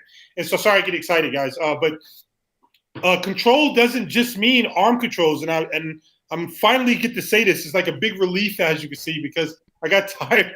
I got tired of getting pigeonholed into that. No, control is how can I control the entire fight? And I'll give you an example of that. Tony Christodoulou, one of my favorite people in the world, one of my friends and former student. We had a fight in Macau versus Eric Ures, the wrestler from America. He was at the time he was the head coach of Phuket Top Team Wrestling. So we didn't want to get taken down. We did footwork drill on top of footwork drill, and we sprawled over and over again. So what I did was, as soon as we got to Macau, we saw them at the first press conference. I walked up to Eric and his coach. I said, "Hey guys, nice to meet you." Shook their hands, and I said, "Listen, it would be an honor to wrestle you. We only trained wrestling for this camp, so it would be an honor." And guess what happened? It was a 3-round MMA fight. He didn't try to take us down at all until the last round, when he realized, what the hell am I doing? So control to me is a broad range of things. Don't pigeon yourself into hand controls, because then you're limited. So Loach drill is a form of control. Controls are a form of control. Neutral stance is a form of control. Da-da-da is a form of control. It's so many different things. If you have reactive myths in your system, and you know that a guy or a girl has a good right hand, you know that I can catch the right hand anytime I want. But if I'm going backwards, I don't want to do. I can stand right here, dare them to throw the right hand, and come back with my right hand. That's reactive myths. That's all control. So for those of you guys, the control in the fight tutorial, don't skip the Loach drill. That is my favorite base. My favorite base. It's the most important base to me. And it's a base that if you guys don't have your legs, you're hurt, you're fatigued, that's a base you can go to and still be able to fight at an extremely high level. No cap. Yeah, and it's one of those drills as well that kind of has crossover with every striking based sport, doesn't it? And you could even argue that it's not just striking based, because actually, from a combat sport point of view, the agility in it would work equally as well for wrestling. Yeah, anything there. Stuart, I was working with this kid, man. First of all, shout out. There's a kid, Daniel. He's a wrestler at Penn State. This kid is a monster. He's like 19-year-old. He's like maybe an inch taller than me. He's like 6'6". And so, you know what he says to me? Because he joined us for a few workouts over there. And he said, man, I could use all of these drills for wrestling. It was one of my proudest moments. Why? Because this guy doesn't come from a striking base. He comes from a wrestling base. And after doing galloping, losh, da-da-da, the control wall drills, literally his words was, man, coach, I'm going to make you proud. I'm going to show you how I could use these, infuse these into my wrestling. So Stuart just made a really great point, guys. It's not a boxing drill. It's not an MMA drill. It's not a Muay Thai drill. It's not a kickboxing drill. It's not a wrestling drill. It's not a jiu-jitsu drill. All my footwork drills you can use and apply to your sport yesterday. Yeah, I could not agree more. And kind of moving on from there. I mean, we could speak about that for so long, but I'm conscious that we'll never talk about anything ever again. Is probably where people find you on Warrior Collective without even knowing you. And this is, I'm going to type in Google, and of course, this one is how to punch harder and faster, which is, again, it's what everyone wants to do. How can I hit that guy harder? How can I punch faster? How can I get the Insta likes? But if we take the fun out, the fun out of that in terms of the social media, the legitimacy is, that the faster you hit, the faster you're able to strike, the harder you hit, the more effective a strike you are, and that's kind of what this whole tutorial is built around. But again, it's not one dimensional. I mean, here in this video clip that I'll just play in the background. The first call was. You'll probably recognize it.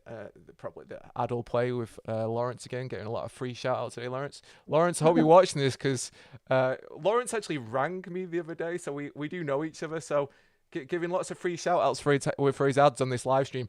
But this is a shoe shine drill. I mean, again, shoe shine drills are something that people have maybe seen in other places before, because it is a kind of a concept that's been seen in other areas. But I think you kind of, again, the way that you coach, you systemize shoe shine drills, and I'll let you talk about it more than me, because it's obviously your thing. Sure, I'm gonna go a different direction with this one. So I'm gonna look, guys.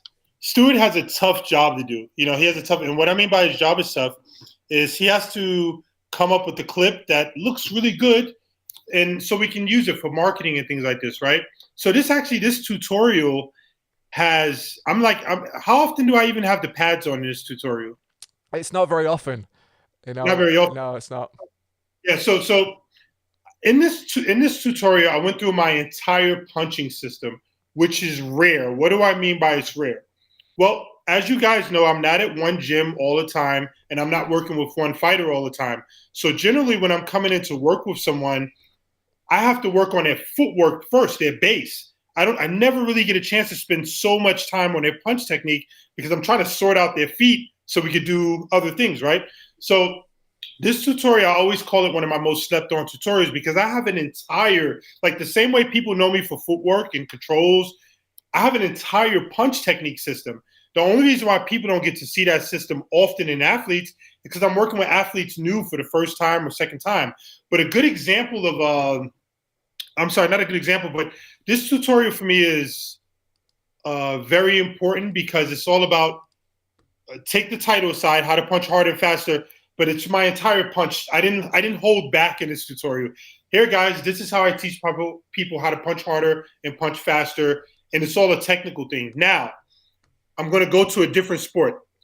I dare you guys to go on YouTube and check out the MLB, which is Major League Baseball channel.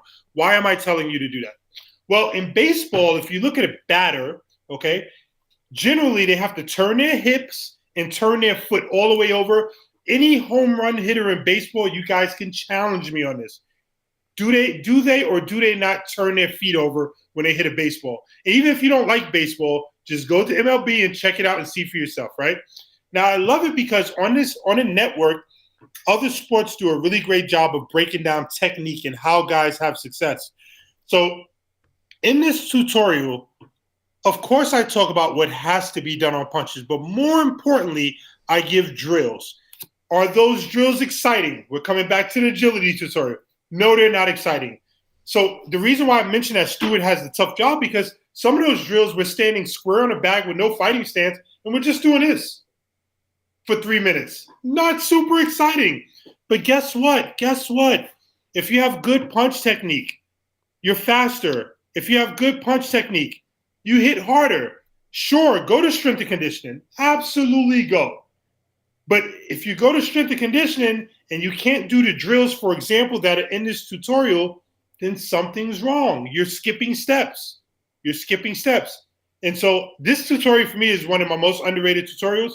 I'm saying that with all honesty, guys. Like I said, the reason why you guys probably don't see these drills as much is because I'm working with a lot of guys that are new for the first time. And for me, anybody could teach anybody how to punch or pick up the pads, but I work on their feet first.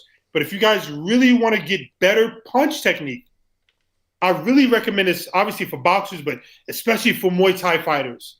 You guys want to get more knockouts? Kickboxers. Hate to see you guys have 100 fights, 22 knockouts. You want better knockouts? Learn how to turn your punches over. Learn how to box. And in this tutorial, I teach people how to box. And my whole program, I think, Stuart, tell me if I'm wrong. I went through my whole program there, right? Yeah. A punches, like 4 drills, right? Yeah. I mean, even the start of it was like a jab masterclass. I didn't even read that. It says it there. Right. It was defining the different ways that jab can be used. And it's funny. I'm just reading some of the comments on the live feed here, and they're talking about about the conditioning aspects of working your system. And so some people are like saying, well, do I need to do this separate conditioning? And actually, we go back to some earlier comments, which is what you always say about the 40 rounds. If you're doing 40 rounds of these drills, you're going to get conditioning, you're going to get your mental training, you're going to get your footwork. And I guess this is what people miss when they don't go through what you say, because, well, if you only do 3 rounds, then you're not going to get conditioning because you're not being physically or mentally challenged. But if you go through the structure as it's supposed to be, you're going to get, I mean, how many punches are you going to throw? You're going to throw more than most people would do in a normal transition. Yeah, you could possibly get up to 10,000 if you follow the system on a day. But then again, look, it comes back to what we were talking about. You mentioned earlier, and I got really excited. You said, listen, the drills are also going to help me with my mental stamina, right? So I'm not going to sit here and tell you that your shoulder's not going to feel like they're on fire. I'm not going to lie to you.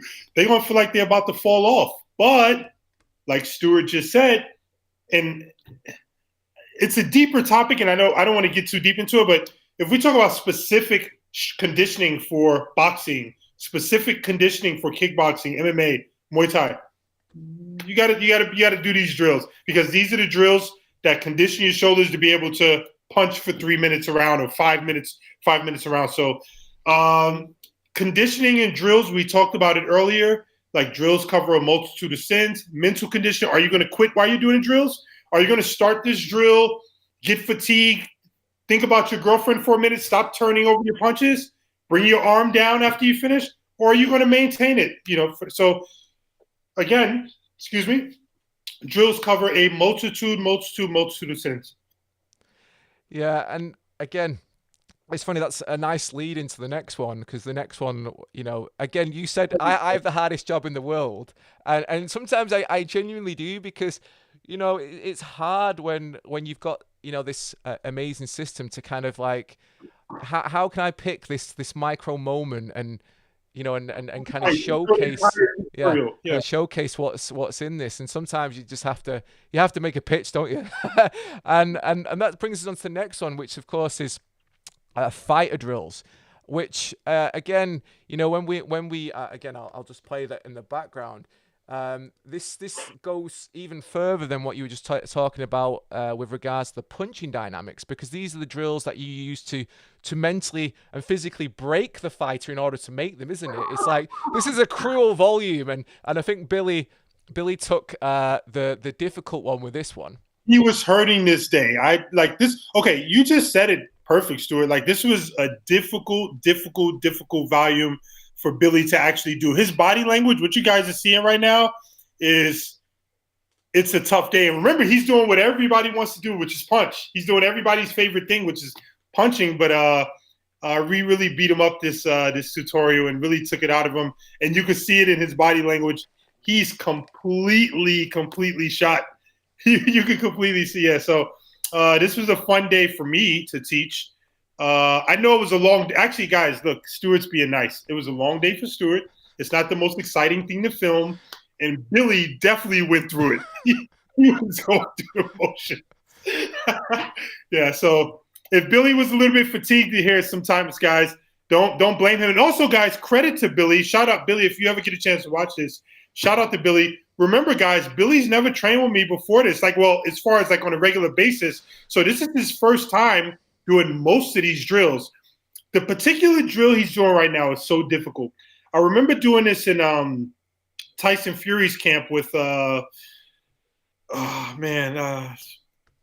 Phillips, fighter from Liverpool, actually from your section of the world, and Lawrence Okoli, and they were struggling. It's really difficult, and it's something that we should all do more, especially in boxing. Like if you box, you got to get reps of punches. So tough tutorial, tough for Stuart to film. It was a long day, a lot of tedious drills, tough day for Billy. But for me, this is the type of tutorial, and I think I've posted several times that this is one of my most underrated tutorials, and I mean that wholeheartedly. It's my entire punching system, guys. My entire punching system. And as Stuart will tell you, I'm not a 50% coach. I'm going to give him 50%, and then I'm not that guy. Like, this is 100% my punching system. No, and like you just mentioned then, I mean, I've just put it up on the screen there. It's a lot more. Like and again, all the volumes are more than what they say in the description, because it's a description. Right. You know, you've got to make a starting point. And you know, if we look at that, you know, how you warm up fighters, which is super important, sport specific warm ups, galloping, which you know, you could spend, you know, a long time. So many different directions with galloping. Such a layered drill, yeah. Figure eight, you know, we used the ring, layering the cake, hard shot recovery, which was a good, you know, overhand system. Insides, you know, insides alone. I think there's so many bases and drills on this that you can kind of offshoot and put together.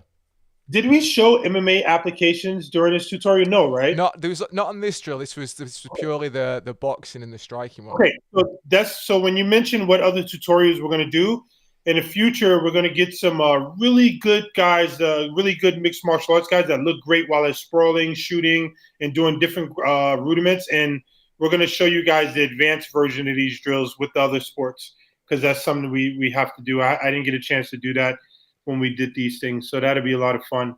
He had overhand system, insides.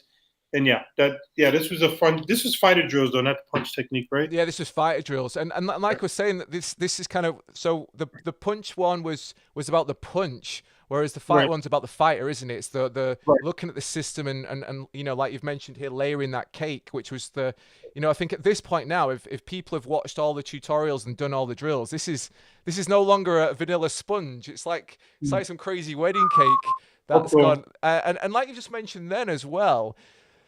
This, even though these things are in this volume, you know, this is you showing, okay, here's this layer of this, but we can come back to that and we can take that further. You know, you can go so much further with the bases that have been introduced in this volume.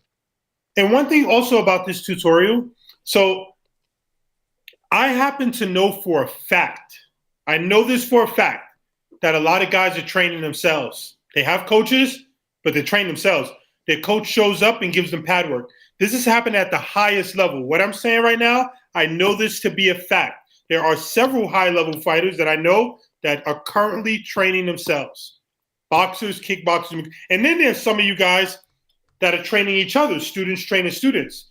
So this would be a great tutorial to get So now when you guys are training yourself or you're training with your partner, you actually have something worthwhile doing instead of just shooting shit, excuse my language, and just play kicking or doing some pad work with no purpose. Like fighter drills, and I think that's why we named it fighter drills. Like these are drills you can do, not just on your own. Obviously, a coach obviously can also coach these drills. But for those of you guys that are training on your own with no supervision, now you have some structure. Now you can train with purpose. Yeah, that's the thing with fighter drills. I think again it was hard for me to define because we touched on so many different systems. I mean, I almost called it layering the cake, but I thought no one's gonna know what I'm on about if I call it layering the cake. Because it's so multifaceted that you don't really appreciate it until you've gone through the whole of the other volumes. And again, this is why you get it, I get it. Where do we start? Don't start at these ones because your mind's going to be blown. And also, I think if someone was to start at fighter drills, I think the problem that they would have is they'd only be able to dip into it a micro percentage, and they wouldn't take from it what was planned because they've not, like you mentioned earlier on, they've not done the prep in terms of their mentality, physicality, and their ability to learn and drill. But whereas if you've gone through the whole system, by the time you get to fighter drills, like when we filmed it, like for me, and I'm sure it's the same for you, but you kind of get an excitement. It's like, wow, like this universe is expanding. It's like watching Star Wars and Star Trek collide. It's like, shit, what's going to happen now? The universe is opening up, and all these different, what started as reactive myths, as a single, solar system is now offshooted into this huge cosmos of potential. And that's why I think fighter drills is underrated, and maybe because people don't understand by the term fighter drills what's actually on there. But if you again, look at the video, look at the descriptions, and again, the other thing I'd say is trust in the system. Trust in you, trust in the journey. The thing is with coaches, isn't it? If you don't trust your coach, how are they going to develop you? You've got to understand that the coach is there to show you. There's a reason why we do this first. There's a reason why this drill's important. There's a reason why this mechanic, we have to get that, otherwise this falls down. And again, it goes back to skipping steps, and proper biomechanics and learning systems, isn't it? I think you also mentioned it at the beginning of the podcast. You gave me some flowers and you said, you said that Barry has a system, and I forget exactly your words, but I guess my point is that integrity. So guys, Stuart said it to you earlier that I don't cut corners, that I don't mind being alienated. And so what that should tell you guys, when you're getting my tutorials or thinking about getting my videos, is I'm the last person that's going to short side you guys or not give you all of me when I'm teaching. I don't even know how to reduce myself when I'm teaching. I'm like, I wish I knew how. And it doesn't matter if it's on tutorial or in person. I'm locked in. So like, I'm the last person you'd have to worry about, should I buy a tutorial? No, you should get it because you're going to get all of me every single time and nothing less. And all of my system every single time and nothing less. And if you follow the instructions and don't skip steps, you will get better. Again, like you mentioned earlier with jiu-jitsu, the language, there's a systemized approach. And I think I mentioned it in a blog post not long ago, actually. One of the problems with kickboxing, as it is in the UK, is kickboxing has no regulatory body. There's no one defining system of kickboxing. There's no one defining language. There's no one defining standard. It's like, so everyone's kind of like different standards, different language, different systems. And the problem with that then is obviously, well, let's just imagine that everyone's an honest person, because 90% of people are. Obviously, you're going to get your people who are just in it for the money, who are really not that concerned about others' welfare. But even if we say 90% of people want the best for their students, it's how they've been coached themselves, because these bad habits can cycle through generations of coaches, unless someone goes, do you know what, I'm gonna take that change, I'm gonna educate myself. You know, I'm going to become a self-educated, and not just self-educated in I'm going to change career, I'm going to be a doctor, but self-educated as a martial artist, as a striker, as a striking coach. I want to know how to make this better. And again, you know, that kind of brings me back to why I started Warrior Collective, and why, you know, I was excited to eventually get to meet you. Was I knew this would be, even spending time with you would result in me being, you know, better for at what I do. And now we're so many hours in, like I can't even begin to tell you how much your influence has influenced my coaching and my gym. And the proof is in the pudding. I think of myself having high standards, you know, and even now I still go through the drills, like you mentioned earlier on. Don't skip steps. Hold yourself accountable. Hold your fights accountable, and also, you know, have them hold you accountable. Have the conversations. Be honest. Have that relationship. And, you know, I guess that's what I'm getting at. It's like these drills. These tutorials, they're all usable in that way, aren't they? Which kind of brings me on to the next one. Sorry to cut you down there. Is the next one we moved on to was the last of that series of us being together, and it was the Rhythm Step 101. Right. And I think with this one, you know, I think the video that I'm about to show is underappreciated. It's the Klitschko bounce, and again, I think it's one of those videos that, unless you've gone through the whole system and you understand the language, you're just not gonna get this. And you know, sometimes I look at comments of people and I think, when you're commenting, you're showing your lack of understanding, your lack of investment, your lack of knowledge, and your lack of wanting to educate yourself. Because, like any good coach that I know, if they don't understand something, they're not going to immediately jump on and go, "Oh, that's a load of crap." They're gonna ask the questions, aren't they? They're going to assess. They're gonna look, and they're going to study, just like you would. You know, if you see a system or you see something that's new, you kind of go, "Okay, I'm not gonna discount that, but where's the science? Where's the proof? Show me in a fight, film study." You know, do the research. Yeah, exactly. Do the research. So, regarding the Klitschko bounce, this is something obviously because we made a tutorial on things. I'm not going to go on social media and then give a full explanation of what we're doing. But now at this point, I don't mind doing that. So look, you said Klitschko bounce, right? And earlier we were talking about what? Linguistics, no? Yep. Okay. So remember, there's one thing to keep in mind is that these guys are doing this for the first time this particular day. And so Billy's not doing it perfect, okay, because we obviously want space between our feet. And then, like I said, it's his first time doing it. So the Klitschko bounce is not a main base. It's something I might go to in a fight to get offense off or to buy time. Now, the difference between a Klitschko bounce and a rhythm step is we're being very intentional what we're doing when we're doing a Klitschko bounce, whereas people rhythm step unconsciously. And so the way I'm going to use the Klitschko bounce is, you guys can see it for yourself. I think I posted a video on social media. Same thing, Lawrence Coley versus Lodi. What you'll see us disengage. After the disengagement, I recognize the position we're in. I scream out, Klitschko bounce. He immediately, Klitschko bounce, steps in with the 1-2, knocks the guy down. Remember, it's a position, not a system, or not a, it's a position, not a habit, if that makes any sense. It's a premeditated system, not a habit. And that would be the difference in this regard.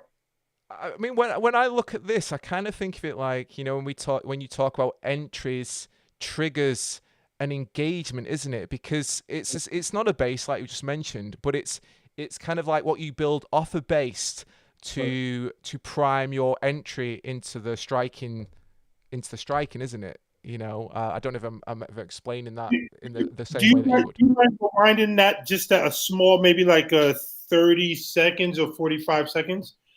Okay, so we're going to take a look at Ryan doing the Klitschko bounce. And it's interesting because, like you said, this is a clip that's on YouTube. Am I right? Yeah, it is, yeah. Okay. So when you watch this on YouTube for the first time, okay, start it again from when he started moving.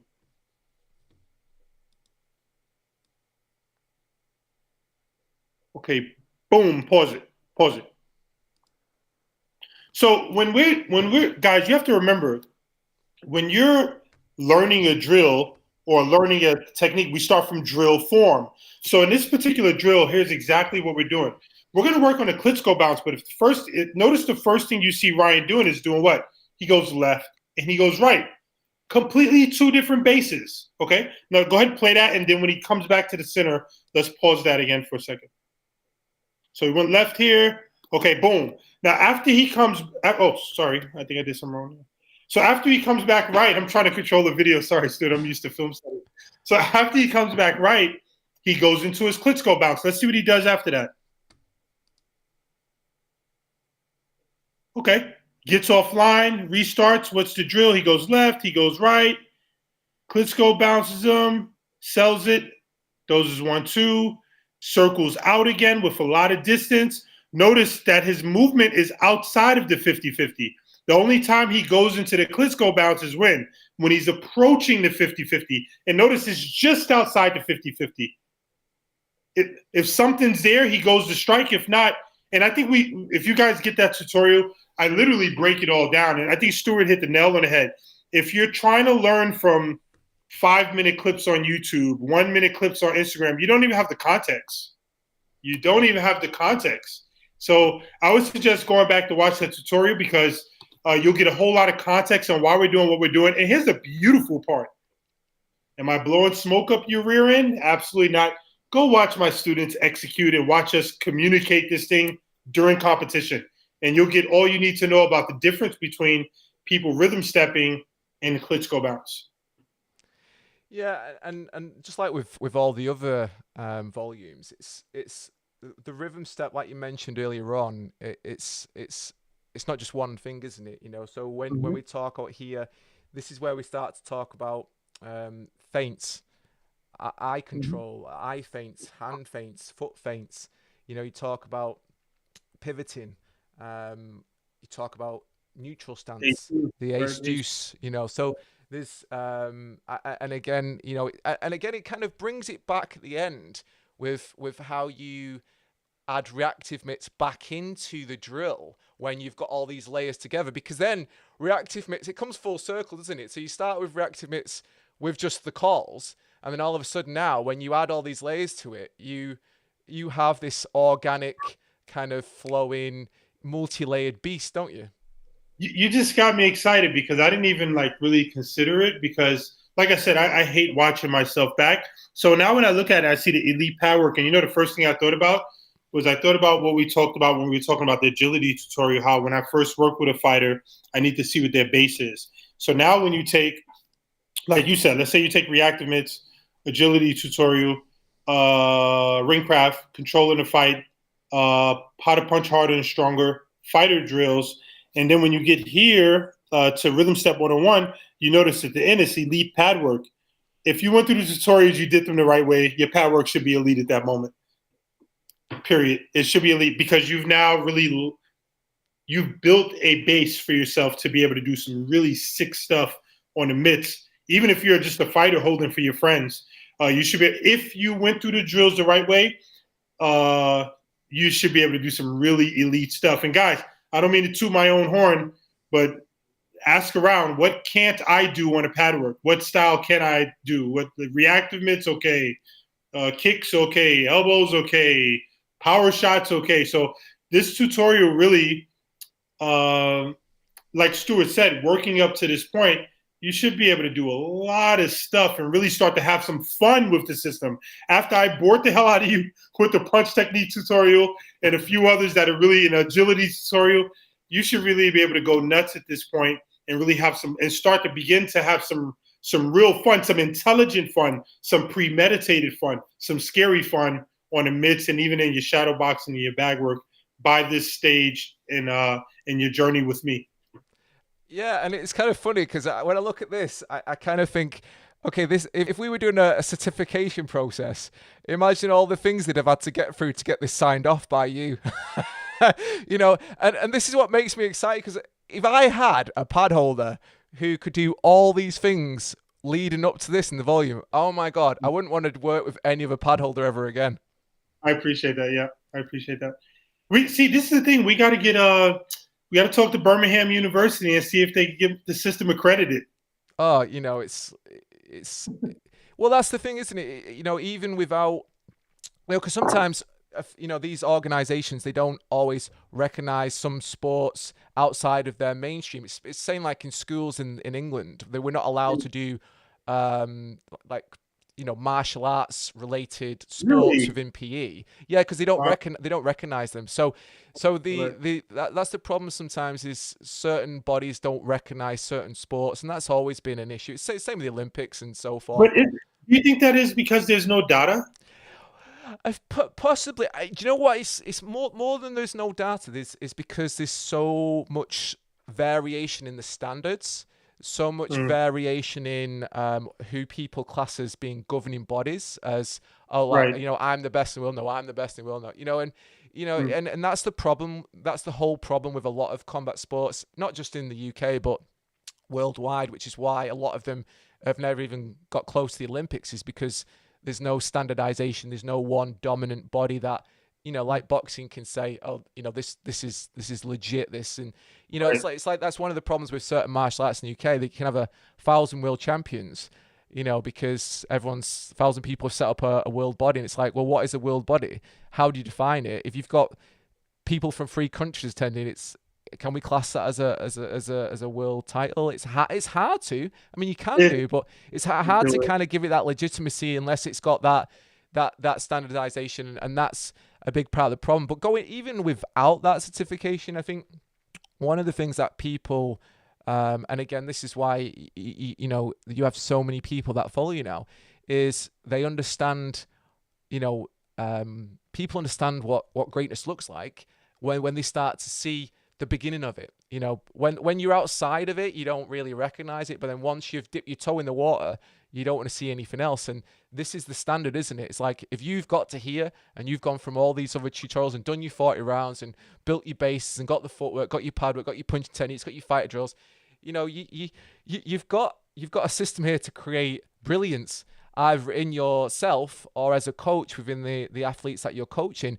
And the other thing as well is like we mentioned a couple of times, as a system, there's not been one talk really about kicks, elbows, and knees at this point, but there doesn't need to be, because if you know your system, then you can adapt this, like the wrestler you spoke about before.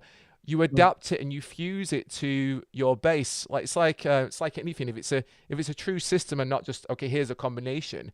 And I say this a lot to people when they first start fighting, is you've got to stop fixating on a combination, because that combination, the likelihood of you pulling this combination off in a fight is so minute, because so many things have to come together for that to work. Right. You're looking for the wrong. It's like what we said before about film study.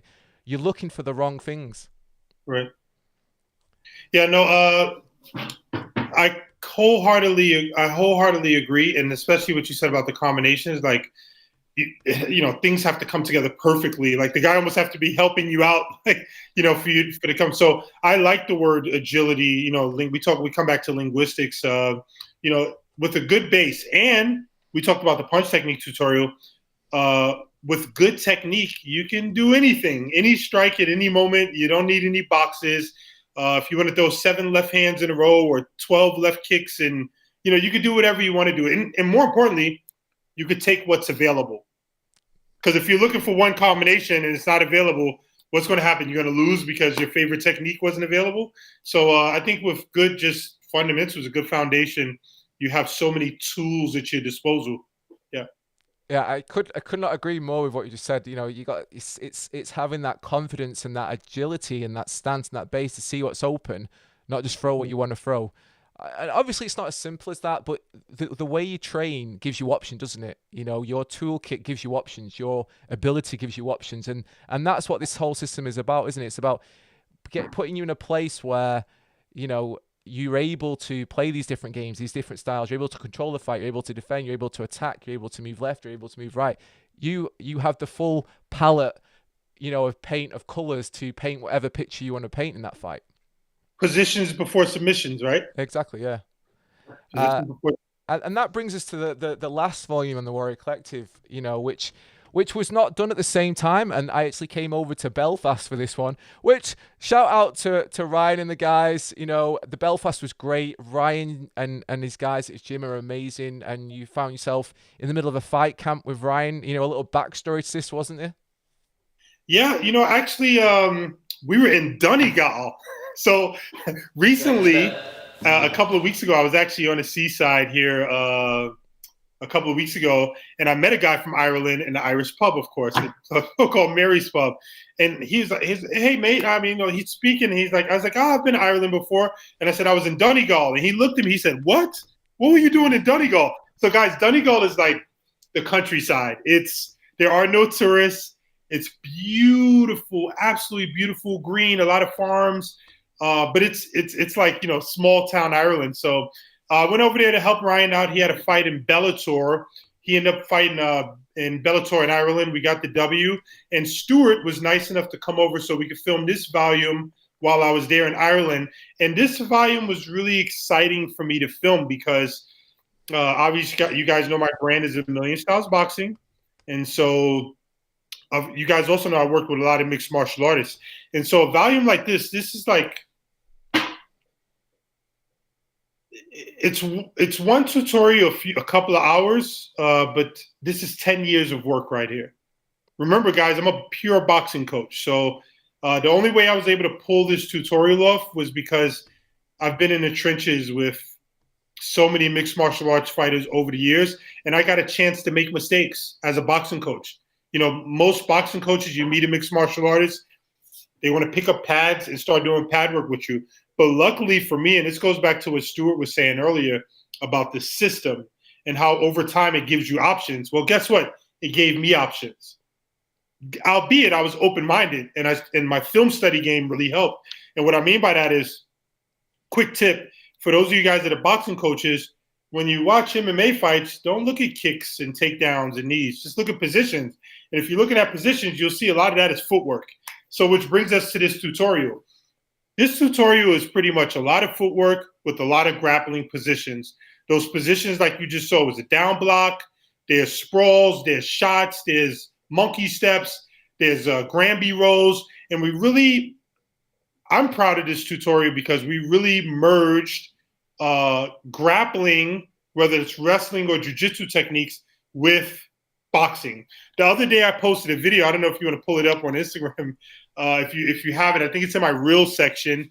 And I purposely put on the front of the video, boxing workout. Did you see this particular video? I think I did. I'm just going to try and find it. Go to the Reels section.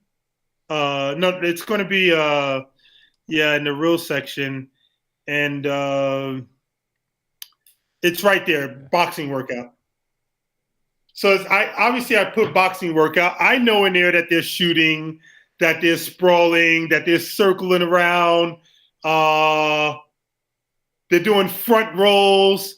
And all of this, guys, is just years of learning, being around mixed martial artists and understanding that, you know what, you don't need to turn a world-class wrestler into a striker. Yeah, you're going to teach them striking positions. You see them go up, get down, mess around with the wrestling. You're going to see them shoot, you know, but really everything is about base. Put them in a position to do what they do well. And so, yeah, you see there with a hook into the glove control. So anyway, I just want to show you guys that real quick if you haven't seen it. So I put boxing workout there. Why did I put boxing workout? Because we're doing a boxing workout. What's the boxing part of it? The footwork, people. The footwork. Yeah. And so, sorry to interrupt. I mean, that's one of the things, like when we did this, it was a kind of an eye opener because, you know, typically when you get a boxing coach in an MMA gym, they're just doing boxing, aren't they? It's boxing on the pads. It's not integrated. It's all separate, you know, whereas, you know, one of the things that kind of blew my mind with this whole trip, this whole volume was, and these guys are doing an amazing job of demonstrating here actually, is how the bases connect, how the agility, like we mentioned before, can be fused. And rather than mixed martial arts being separated into all these unnecessary labels and pockets, actually, you know, now we should be at a point where we've evolved to what you see here, which is Where's the divide? Where do we go from boxing to wrestling to jiu-jitsu in this video? It doesn't make sense to me that a mixed martial artist today in 2022 goes to boxing class. Then he goes to Muay Thai class. Then he goes to kickboxing class. But they never put anything together, as you said. And so for me, I believe, if I'm not mistaken, somebody go ahead and correct me in the comments now. This tutorial and the way I like to do things with mixed martial artists as a boxing coach is probably the first and only time this is being done at this particular level with this particular understanding in sports. And I don't say that to toot my own horn. I'm excited about it because this is years of study. I think I started off my whole statement with saying, guys, this is over a decade in the making for me, over a decade of being wrong, of being a boxing guy coming in, taking guys on the pad work. If I've ever done that, I was wrong for doing that. And of course I had to learn, but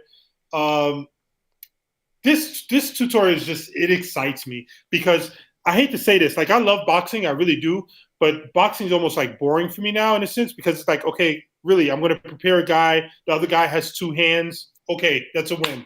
Like that's it, that's all I'm worried about is two hands, that's a win.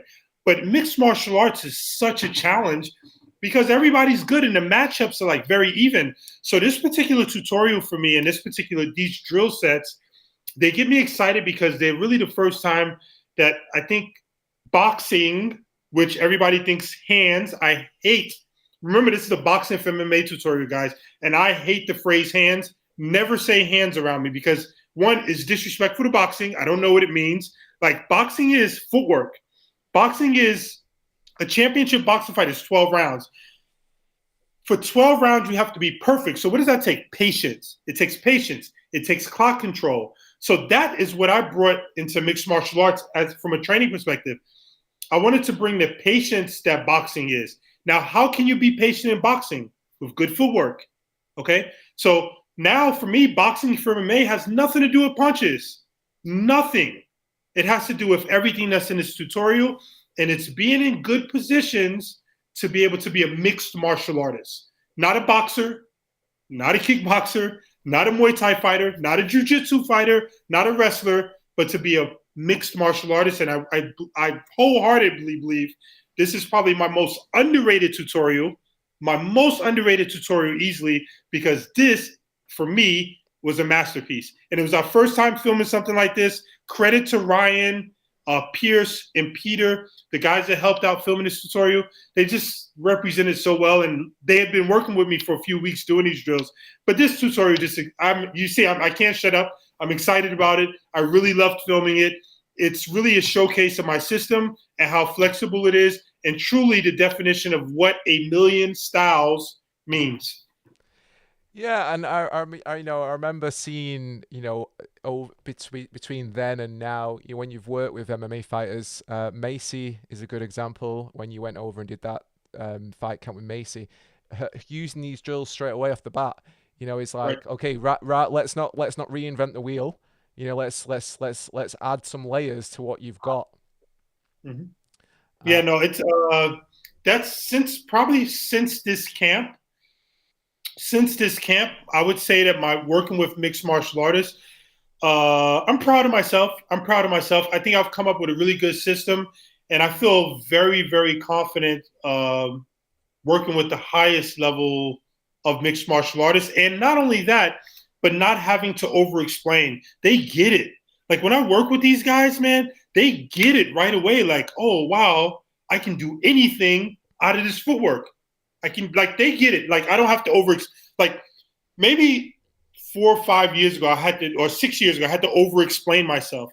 Mixed martial artists, when they do the same drills that's in his tutorials, I'm doing them in the gym with guys, they get it right away and they get excited because they realize, holy crap, southpaw, conventional, I can shoot. I don't know if you've ever heard it. You probably have. Have you ever heard a wrestler or a jiu-jitsu guy, not a jiu-jitsu guy, but a wrestler say, I shoot off of my right leg? Yeah. Well, I have guys now that they realize through the drills, oh crap, I can shoot off my left, my right. Like they're excited. They get excited, and that gets me excited because I know. And guys, I know we're talking about the tutorial here, but this really excites me because for me, it's a major breakthrough in what a boxing person's approach, or even a kickboxer, or even why are we separating? It's mixed martial arts. So why are we separating all the martial arts? Let these guys do what they do best. Can I teach them kick technique or how to Granby roll correctly? Or no, I can't. But I can empower them to do it during the drill. What am I teaching? The footwork, the patience, the eyes, the base. So yeah, this tutorial excites me because it's just exciting. What can I say? I'll talk myself. Really exciting tutorial for me.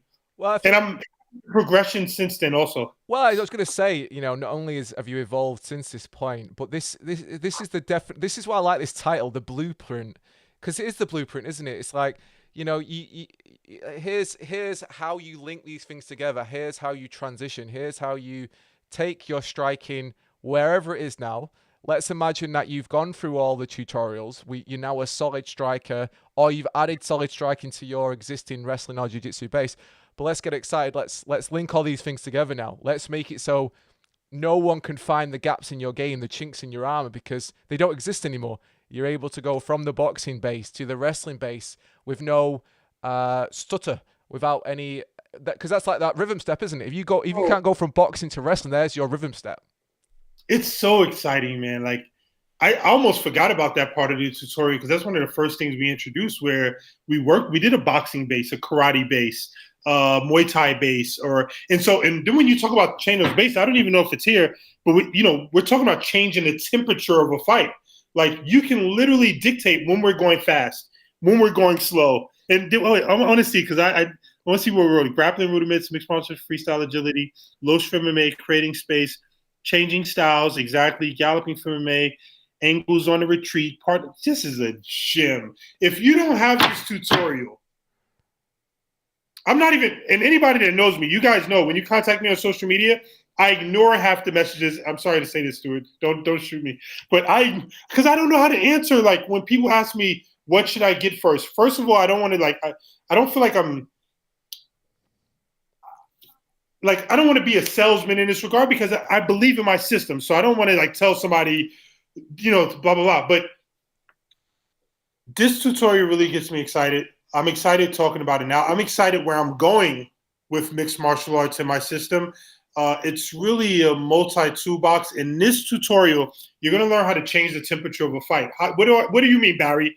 Here's why. Because 1 minute you're a boxer, and the next minute you're a Muay Thai fighter. And when you do that, guess what your opponent does? Something's different. Their spidey senses says to them that something's not right, something's different. And guess what they're going to do? They're going to disengage. Now, when they disengage, guess what happened? 10 seconds went off the clock. You just won 10 seconds. That's like 6% of a round. That's a lot of time, my friend. Now, the question is, here's the confidence. Here's the beautiful thing. Can you win 10 seconds 30 more times, 40 more times? If you can, you can win the fight. With this tutorial, we go through, like we said, different styles, different systems, different ways to do those systems. And I truly, wholeheartedly believe that if you can control the clock, if you can control the temperature, then you could be in positions, keyword, positions to win this fight. And that's really what the whole system is about. We just said it about the last tutorial. It's about being in better positions. I'm really excited about this tutorial. It's probably my most fun. Why? Because it ties everything together, and it shows how flexible truly that A Million Styles boxing is. Boxers, should you get this tutorial? Absolutely. Why? Because you guys get to learn different bases. You shouldn't be one boxer, one style the entire time. You should work on your tall game, your short game. You should have feints that might be unorthodox for no reason. Anyway, I could go on and on and on.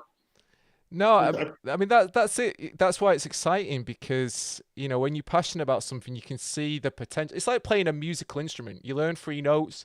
Okay, you can play this rhythm, but the more you learn, the more music you play, the more varied it becomes. The more you can master your instrument, and then you master one instrument, you want to master them all, don't you? And that's the thing. It's like, why stick to being limited, one-dimensional, when actually with the right drills, the right attitude, the right training and approach, you can be as skilled as anyone in your gym. Where you're reaching for. You're reaching for the stars, exactly, aren't you? I have a question for you, Stuart. And I'm gonna see, guys. I'm asking Stuart this question live. In the tutorial, did we just start skipping to moving with takedowns and shots, or did we still do one round to the left, one round to the right before we got into adding layers to it? So in the MMA one, we started off even further back than that. We started off, okay, here's the agilities. Here's how you do each agility. You know, let's do one thing. Let's work it. Let's get the reps on it. You know, because again, you can't skip these steps, can you? And I'll say this about every volume that we filmed. It's always this multi-layered. This is where we start, you know, and that's another thing that I've taken from you actually is, you know, this well, I think we get to a point where we're so excited that we want to skip steps for the people, but then we rob them of that journey, don't they? Because our journey, we've already got to that point, and if we skip steps with our athletes because we want to make it fun, or we want to kind of we want to work, because sometimes we make that mistake as coaches. We want to work on something that excites us, or something that we're like, oh, you know, I saw that today, I'm going to work on that, and that's actually not the right thing for your athlete or not the right thing for your group, and that's where they need to that's where they need to hold you accountable, because you've got to. There's that again. That's another thing, accountability, isn't it? You've got to go through those drills in order to be able to get to that point of mastering whatever skill that you're building up towards. No, it's huge. It's huge not to skip steps. It's like I alluded to earlier. Maybe you guys didn't quite understand what I was saying, but there's some days where I wake up, and, you know, let's say I'm going to go work with a mixed martial artist. I already know I'm going to have to push the athlete through the rounds where we're not punching, kicking, shooting, where we're just doing the movement. But I always say to myself, and Stuart, I'm stubborn. Like, I want to do things the right way because I believe in the process, one, and I wholeheartedly believe that we can get a W if we don't skip steps. I feel very, people talk about confidence, and some people go to sports psych. Some people do this for confidence. Some people do that. But let's manufacture confidence in the gym. Like, how much, like, people say, oh man, running is kind of a debatable topic. But some people say, you know what, if I knew I ran my miles for the fight, when I step in that ring, I'm ultra confident. Well, what if you did your drills? What do you think you're going to be? If you didn't skip steps and you did your drills and you did the film study and you held yourself accountable and you did push-ups when you made mistakes, then what do you think you're going to be when you step into that ring or that cage? So it's quite simple, manufacture confidence, guys. Before you go to sports psych, how about you get your ass in the gym and do the drills the right way, Okay. Well, for anyone who's just joined us, who's not been here for the whole live stream, we've been speaking about the 8 volumes from Coach Barry Robinson on Warrior Collective, and I'm just going to very quickly recap. So obviously, number 1, Reactive Myths. Number 2, Mastering Agility. Number 3, Ringcraft. Number 4, Controlling the Fight. Number 5, How to Punch Harder and Faster. Number 6, Fighter Drills. Number 7, Rhythm Step 101. And number 8, MMA Striking Evolve, the Blueprint for World-Class Fighters. And like we've just mentioned, I won't go over it. That's the order that we filmed it in. That's the organic order that, we both think it should be watched in. And obviously that's, if you like Coach Barry said, if you want to grow along with him, this is the way it organically grew. And, definitely, although it could be argued that you could start with Mastering Agility or Reactive Myths, there's no way that you should be starting beyond that, and even if you start with Mastering Agility, your next one should be Reactive Myths. You shouldn't be going from Mastering Agility onto Ringcraft, because you've got to have that understanding of the layers and the base. So all these volumes are available from Warrior Collective, www.warriorcollective.co.uk.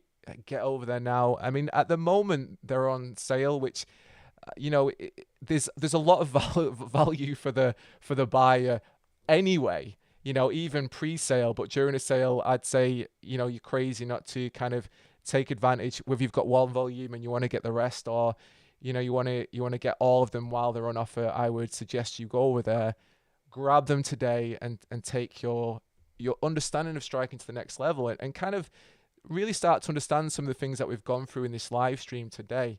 I don't know if you have anything to add to that, Barry. I do, big time. So, guys, I'm where I'm at today because of film study, period. Like, yes, I built the drill system. Yes, I'm a good coach. Yes, I hold myself accountable. Yes, I hold my athletes accountable. But if you're not reinforcing what you're learning, let me give you an analogy. If you go work at McDonald's, you know what they do before you work. Stuart, do you know what they do for training in McDonald's? Nope. Film study. Okay. Film study. It doesn't matter if you're a cleaner, if you're flipping burgers. They show you films, videos, personal training course, trainings. You go to an office with a bunch of prospective personal trainers. They show you videos, film. Film study is covered amongst the entire learning industry development spectrum. In the military, they showed us film. Hey guys, if you get married, we'll pay you more money. Here's the film on how to. Kidding. Okay, I'm busting your balls. Nobody come after me. But film study is vital. So you could do all the drills you want, but if you don't reinforce them, you're not going to get confidence from them. The reason why I'm so confident in my system today, confident in linguistics, because I'm always doubling back. Like I told you, I could watch a movie and get 10 film studies out of that. Basketball, baseball, football, it doesn't matter. But I need to constantly reinforce because it gets me excited. It gets me excited. I had a conversation with Coach Krause, Brandon Moreno's coach, a few weeks ago, and we were talking about, like, I forget what we were talking about, just something about training, but we were both like just having this like moment where we were like, oh man, I was like, he said something, he was pumped up, and then I got pumped up, and it was something that we knew, but just because he said it, and then we shared videos with each other, we got even more confident in our coaching ability. So film study is, to me, the most underrated aspect of development. So when you guys get the tutorials, if I reference a film study in the tutorials, go ahead and watch it. Now, here's the second best thing you could do. A lot of people write me on Instagram and they say, Barry, I don't understand what you're saying, and I don't understand this video. There are two reasons you don't understand. One, you didn't do the film. One, you're not invested. Okay, you're not invested, so you don't understand my linguistics, as we talked about, the number one most important thing. So you don't understand my linguistics. And then two, you're not taking notes. You have to, I don't know who said it, but I believe every industry, taking notes is how you remember things. It's how it's fresh to you. So take notes. And then, more importantly, take everything you get in the tutorials and cross-reference them with my Instagram. And the videos on my Instagram, those 1 minute flashes, they'll start to make sense to you. But you're not going to just get it by watching it and just have it down packed. Make sure you guys do the system. Don't skip steps, and don't honor me. Honor sport, because that's what I did. I just honor sport. I just love the sport. The sport has given me life, and I love to build, and I love to create systems. So that's all I got. So, I mean, going off that now, it brings me to your book, which I know was a big thing for you. And obviously we both write in books, funnily enough. And my book features you. So I'm gonna quickly just show that very quickly on here. And this is just a video of someone's put up just in the review section of Amazon on my book. And this is your chapter, Right. which was, dominating the 50-50. And obviously the book that I wrote was about taking, insights from coaches around the world. And your chapter was such an amazing one in there. And again, it's kind of exciting because the book is like, it kind of touches upon where you were in one volume, but then it kind of like, because I don't even remember, but we did your chapter in the book after that MMA tutorial with Ryan and the boys. Right. I do remember it, yeah. And so, your creative juices were flowing, and and all of a sudden we've got this chapter of all this layering. And actually, it's funny, I didn't mention it before, but the bit where Molly did the right hand, ducked under the left hook into the control, is actually one of the drills. Is actually one of the drills in this chapter. Get serious. No, it's seriously, it's one of the drills that you did in this chapter.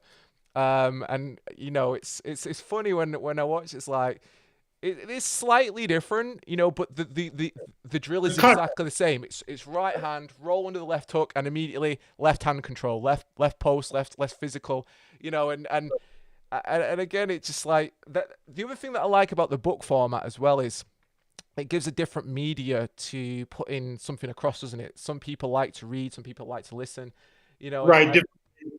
And obviously, I can't say enough good things about your chapter in my book, but mine's a chapter, and obviously here's your baby, the Rhythm Step Explained. And I know since we've spoken, this is something that you want to expand upon, more books in the future, but talk to me about this one then. Like, how did this one get going? Well, first of all, I'm from the Bronx, New York, guys, and I'm not going to give you guys a sob story about life, but it meant a lot to me to become an author. That was the first thing. Like, it meant the world to me to become an author, and so I wanted to be. And I have an expertise, so the Rhythm Step was an easy book to write. So, what I wanted to do was I wanted to write a book about the Rhythm Step or any subject, but I ended up picking a Rhythm Step. But I wanted it to be a film study book. And obviously, so a lot of you guys asked me, hey, where can I get the hard copy? It's not a hard copy book because there's film studies in it. So what the book does is it attached to links of film studies. So we have words, obviously we explain a lot, but then there's links to show you, because I don't believe in teaching where I could just talk your head off. I need to show you what I'm talking about. So in the book, there's a ton of explanations about the Rhythm Step, different types of Rhythm Step, when to attack the Rhythm Step. And then I think my favorite part of the book is there's about maybe, I don't know if it's 10 minutes of me talking or 7 minutes of me talking about the Rhythm Step. And here's the beautiful thing about this book. Everybody, now that they know about the Rhythm Step, they talk about attacking it. But I don't talk about that in the book as a first resort. I talk about controlling the clock and buying time and reading and waiting. So again, it comes back to like skipping steps. Like people, they say, oh, I know what the Rhythm Step is now, so I'm going to attack the guy. And it's like, first of all, if you read the book, you would know that you have a Rhythm Step of your own. How do you first get rid of your Rhythm Step? Now, after you get rid of your Rhythm Step, now how do I control the clock versus the Rhythm Step? After I've controlled the clock versus the Rhythm Step, how do I attack the Rhythm Step? But you're skipping steps to go, oh, I saw the Rhythm Step on Barry's Instagram, so now I'm going to start attacking people when they Rhythm Step. But you, meanwhile, Rhythm Step yourself. So this book for me was really fun to make for a few reasons. One, I feel like it's something I was expertise on. And remember, guys, this book will tell you, this is 2013 is the first idea I got about Rhythm Step. It took me pretty much 9 years to understand. First, it took me over the course of years. First, I had to understand it. Then I had to develop programs. And then here we have today the book. I think we have pretty good reviews. Maybe some guy didn't understand that it was an ebook and maybe gave me a bad review. But other than that, it's my favorite book. And we're actually working on part 2 soon. So, and that's going to feature the L step, triangle step, and other forms of Rhythm Step. And yeah. That's pretty much what it was. And I'm just overall, whether you guys get the book or not, I'm proud to be an author. It means the world to me, coming from a kid from the Bronx that grew up in group homes and all that crap, blah, blah, blah. So that's, for me, one of the main reasons why I wrote the book, so I can become an author. Yeah. Yeah, I mean, again, it allows you, the book allows you to go deeper into that concept, doesn't it? And you've got the film study links in there for people to go off. So, and this is the thing with most books, you kind of pick it up, you read it, then you never go back to it, do you? But this is not a book that you just read, pick up and go. It's study. It's okay, read it, study it, go back to it, read it, study it, go back to it. Because like the same with the tutorials, you need to drill things. You need the practical out there. They're not just theory. If you just know the theory of it, doesn't mean you can do it in the ring, doesn't mean you can get your athletes to do it. You've got to deconstruct it and train it. And then once you've trained it a few times, when you reread it again, you'll kind of gain what you might have missed the first time. Even Brian Popejoy, who you've done a few tutorials with, right? Coach Popejoy? Mm-hmm.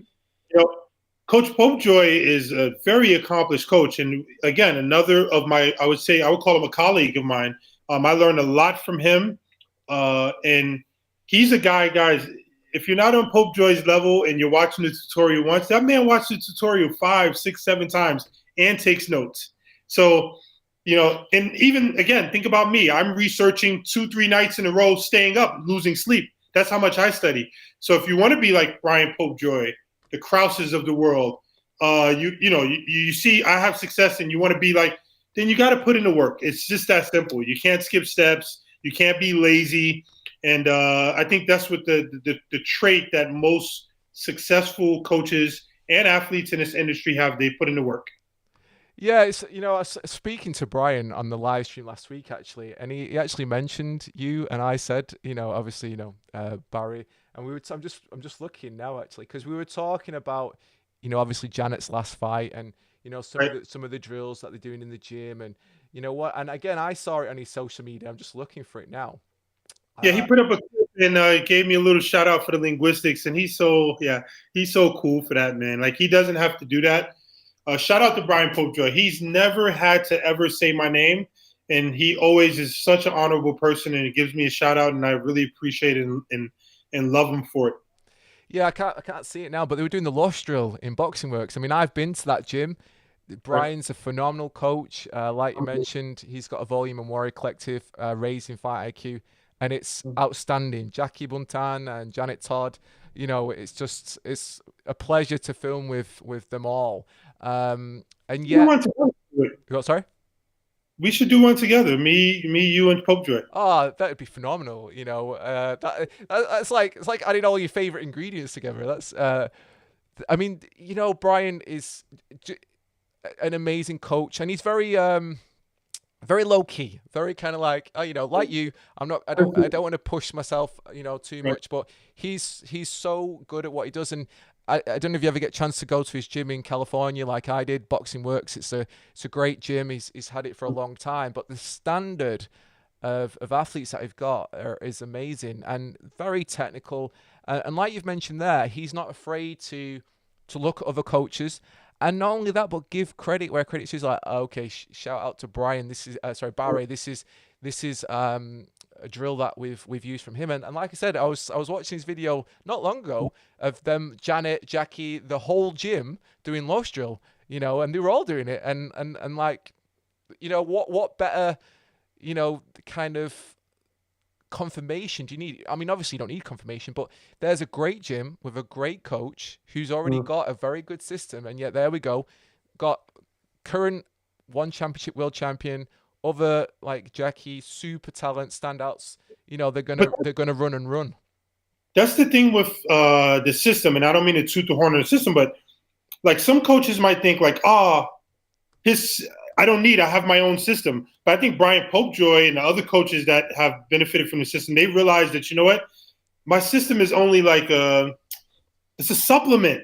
It doesn't take away from your system. It only adds, you can use it however you want. And Brian has figured that out, and it's really, really awesome. You know how I came to know of Brian, No, I don't think so.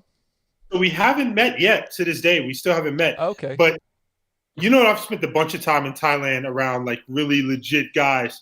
And so when I remember the first time I came across Brian's page and I seen him doing pad work, to me, if there's an American coach, and shout out to all American coaches that teach Muay Thai, but if there was one coach I would say that's like a Thai coach pretty much, it's Brian Popejoy. He's so nasty on the mitts. And I hate to call out his mitt work, but his mitts work is so nice. And then obviously when you see a student fight, like you said, just great foundation, great fundamentals, very technical.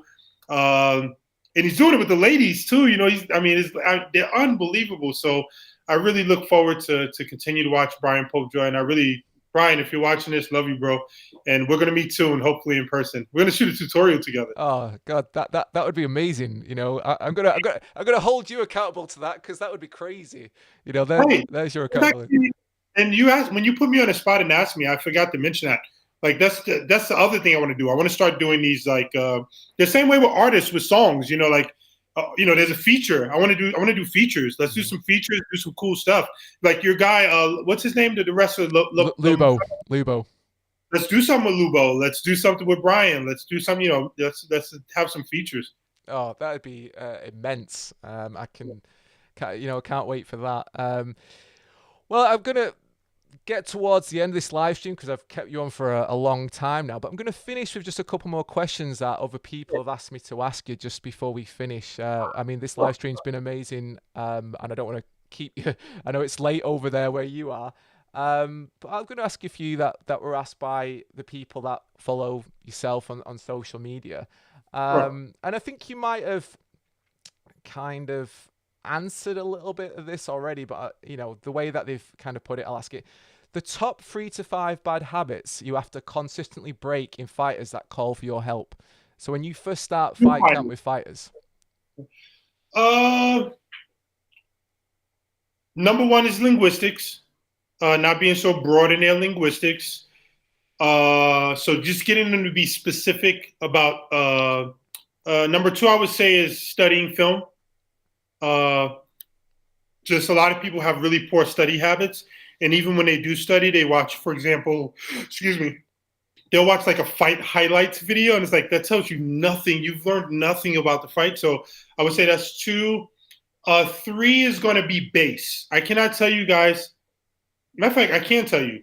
There's no fighter that I've ever worked with that said, "Oh, Barry, this is easy," when it came to doing the footwork drills. In fact, shout out to Kung Lee, legend. I remember we worked out at Hong Kong, and he said to me, "Man, I've been a combat sports fighter all the years, and nobody's ever made me walk left and right." And so I swear to you, he said that to me. And for me, it was a compliment. And it also was sad because you realize like how much better could these guys be? Yes, they're doing it now. They're killing it. They're champions. All these guys are good. But how much better could they be?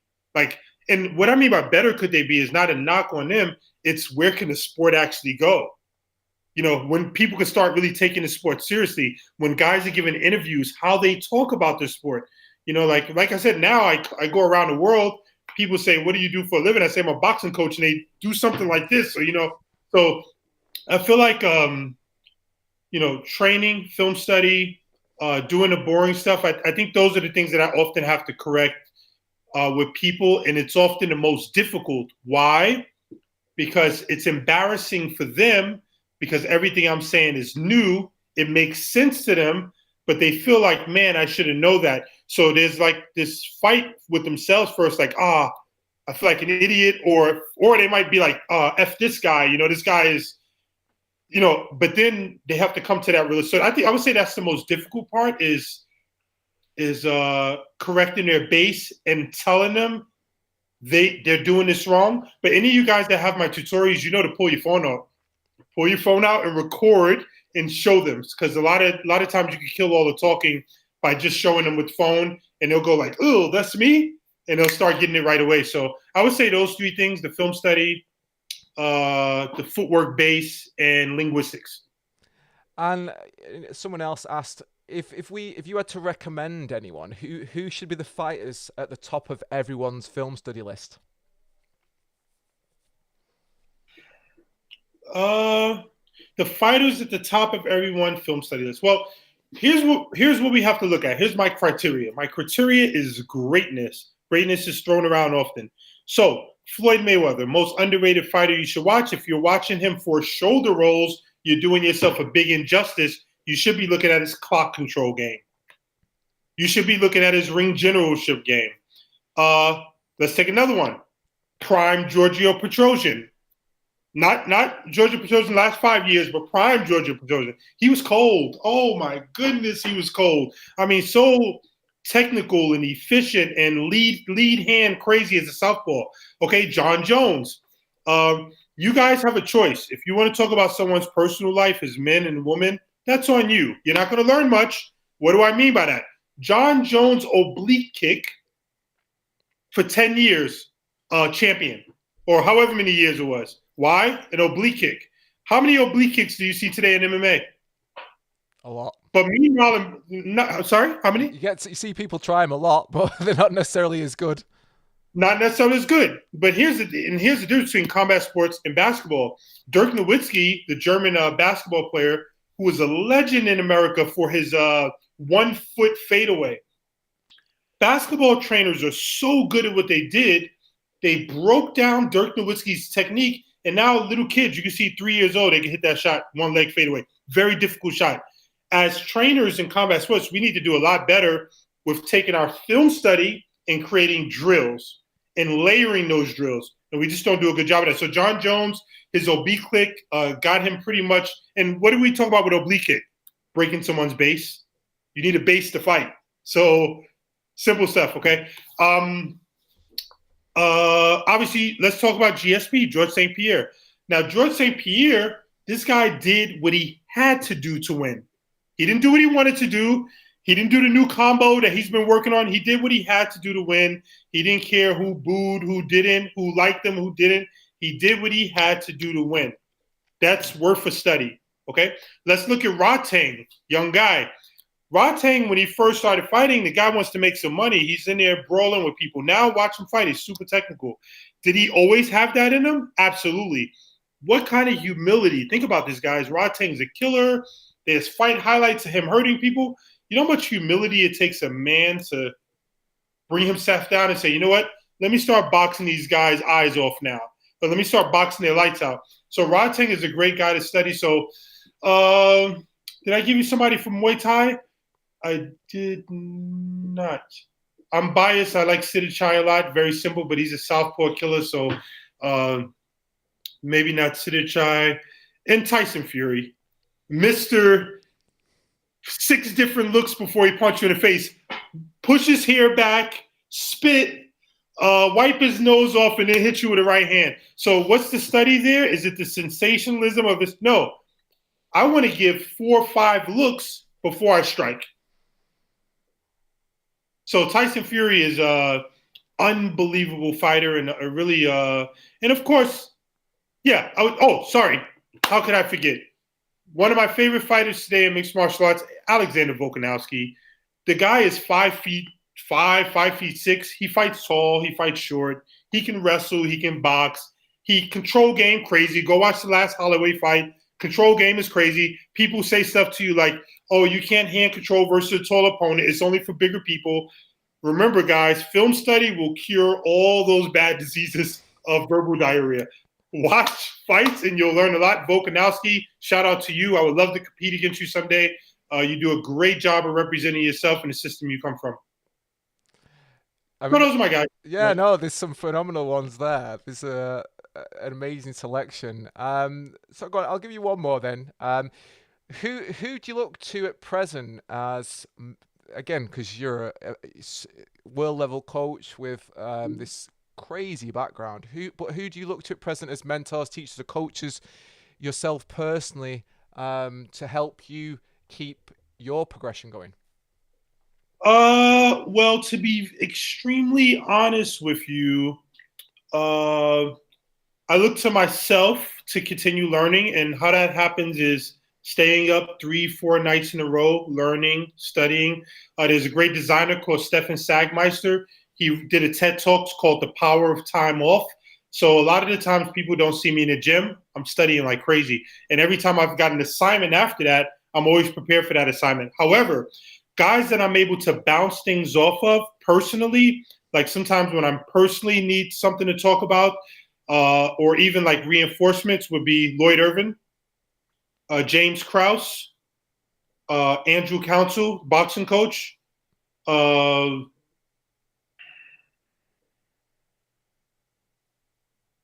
Brian Popejoy. So I got Lloyd Irvin, James Krause, Brian Popejoy, Andrew Council. I would say those would be the guys that I would name. And these are just like, I remember I just called James Krause. I had something I needed to talk to him about the other day that had to do with my development personally. And so those would be the guys that I definitely go to. And it's funny because anybody that says Barry's a mean guy, hey, look at my mentors. All of those guys are mean. Andrew Council is mean. James Krause is confident. It rubs off on me. Brian Popejoy, quiet confidence, but I don't think he goes into a fight thinking, I think these guys could beat me. So all of my mentors are confident guys, are very accomplished guys, and they're all competitors. And I'm a competitor also. So I would say those are the guys I really look to. And then obviously there's coaches I never met in the world. So to answer this guy's question further, Greg Popovich, San Antonio Spurs, one of my favorite coaches in the world. Bill Belichick, New England Patriots, one of my favorite coaches in the world. There's if you guys go to my page on Instagram and you look up tennis and my followers, there's a Turkish coach. He's a tennis coach. He coaches all the stars. This guy's linguistics are so on point. They're so on point. He's an excellent instructor. Follow his page immediately. And then there's a guy called MD Basketball. This guy, he challenged the whole sport of basketball. So what I do for combat sports, like how I'm knowing about the rhythm step, he is that for basketball. So he's really done, it's something called a travel in basketball. If you take more than 2 steps, it's called a travel. So he's just taken it to a whole nother level about what's possible with traveling and doing it legally. And first, all of these NBA players were coming on his page bashing him. But he was using a rule book the same way like I do with the rhythm step. So I love what he does, MD Basketball. Even if you're not a bad guy, just because someone's from another sport doesn't mean you can't learn something from them. In fact, you can. It's all sports. So I would say those are the guys I really look to and I'm inspired by every day. And if I need to talk to somebody, the guys that I mentioned, those are the guys I'll talk to and bug them a little bit about what's going on. So that's pretty much it. You know, and it says a lot actually about you that you look to these other sports with such a keen eye because, you know, sometimes we can get quite obsessed with just looking within, isn't it? You know, look within your own community. You know, there's no point looking outside of it. Whereas, you know, you've always been quite keen to reference, you know, look at what this is in basketball. Look what this is. The same thing. Why, you know, why you're not doing this? And that's another reason why I'm guessing you've got so many followers on social media, and why I always enjoy watching the videos is how you bring that home from whatever sport, whatever. Only you can kind of find a you know, a boxing reference in a golfing tournament. You know, it's you know, it's kind of it says a lot about you, but also there's not many people that would film study everything that they watch on a day-to-day basis, but that's your go-to thing, isn't it? Just fall back into film study mode. Guys, you need to have no life to accomplish this, okay? I'm going to write a book soon called No Life, a coaching manual. Right, well, it's been amazing having you on this live stream. And guys, I'm sure you're all already following Coach. Yes, sorry? There's another guy I have in this industry that's a mentor that has been with me through thick and thin, who's seen ugly sides, good sides, bad sides, good sides. His name is Stuart Tomlinson. And he believed in me when we first started this stuff, and he stuck with me all the way through. And actually, Stuart's the rare guy in this industry that is solid. And so I would say Stuart Tomlinson, through thick and through thin, good times, bad times.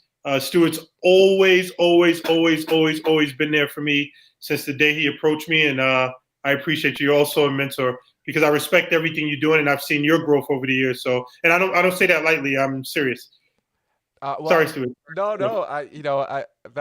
I'm really glad you feel that way. And you know, I've always, like you, tried to hold myself to high standards, and you know, and you know, do the best that I can. And you know, I think so highly of you and everything that you do. And you know, I've always tried to be supportive. And you know, this is why we're doing this today, and talking, and you know, and looking to the future, but enjoying the past. You know, it's like these volumes, you know, they're a work that people can, they're legacy, isn't it? It's your legacy, it's my legacy, it's our gift to the world.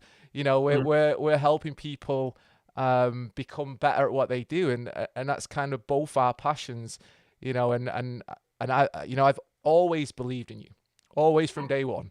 You know, and that's not going to stop anytime soon. So, guys, remember, I'm absolutely crazy. So, Stuart, I mean, to believe in me, maybe he's crazy too. Maybe he hides it better. I don't know. But oh no, I don't believe that. It's you know, we all have these. You have just so much energy. You know, and that's the thing. Is like when you don't have something to focus on, it's like you've got to find something. And this is why you're in such a good place now. Is you know, you've got this energy focused. You kind of know where you're at now, and that, you know, this is why you're like a laser beam, just plowing forward towards where you want to get to. And I'm sure, like I was mentioning then, everyone who's watching this is already following you on social media. But guys, if you are one of the rare people that aren't, you need to go follow Coach Barry on Instagram and all social media. I'll put the tags below this video when we're finished.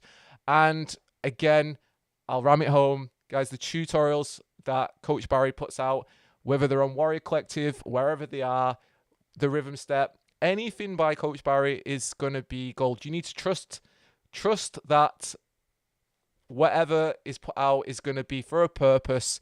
And like Barry said, he's never half in. There is never any time in my life I would not have Barry for a seminar, listen to Barry, watch. But, anything, every time something from Barry comes up, I'm on it because I know there's a learning opportunity and a way to inspire myself to become better. And that's your gift, Barry. It's inspiring other people to better themselves. And it really is. And so, guys, I want to thank Coach Barry for sparing this time, this 3-hour live stream, which has passed pretty quickly. To be fair, I didn't realize it was 3 hours, but we've got through a lot, and I feel like it's been an amazing talk, an amazing opportunity for everyone to get to, like I said, get to hear a bit about you behind the Million Styles Boxing. You dropped another gem, and I know we're getting off this phone call, but I just want to say to everybody that's listening, that's still left, we just talked about kind of mental health in a way, and Stuart said something that's very important. Find something you guys are good at and enjoy doing. Anybody that's feeling a certain way, down, or maybe you feel different, or people think you're different, channel all of that energy, creative, obsessive, whatever it is. Channel it into something positive that you enjoy doing, and you'll really enjoy life a lot better. And sorry, Stuart, you just dropped a major gem for them there. Just really channel your energy, especially for you guys that may be different or feel different or like, maybe born different. Just channel your energy into something you're good at and let people talk all they want. You'll just be really good at something and change the world possibly. So, yeah. Do that for yourself and do that for me. I'll be supporting you. I could not agree more. Martial arts, combat sports, you're around good people, develop your passion. Don't work to, work shouldn't be something that takes over your life. You've got to find that passion. Even if you have to work, we all have to work, but find your passion. And if you're looking, if you find that those right pieces of the puzzle, you get to do what we do, and we enjoy what we do, and it's our passion. And but we didn't start like this. It wasn't like this at the first. I'm sure Barry will tell you if you were to speak to him about his journey from the beginning, and I could tell you the same. That's a podcast for a podcast for another time. But yeah, I 100% agree with everything Coach Barry just said. But thank you for listening. Go follow Coach Barry and enjoy the rest of your week and carry on training, guys. Thank you once again. Thanks, Barry. Thanks, Stuart. See you around.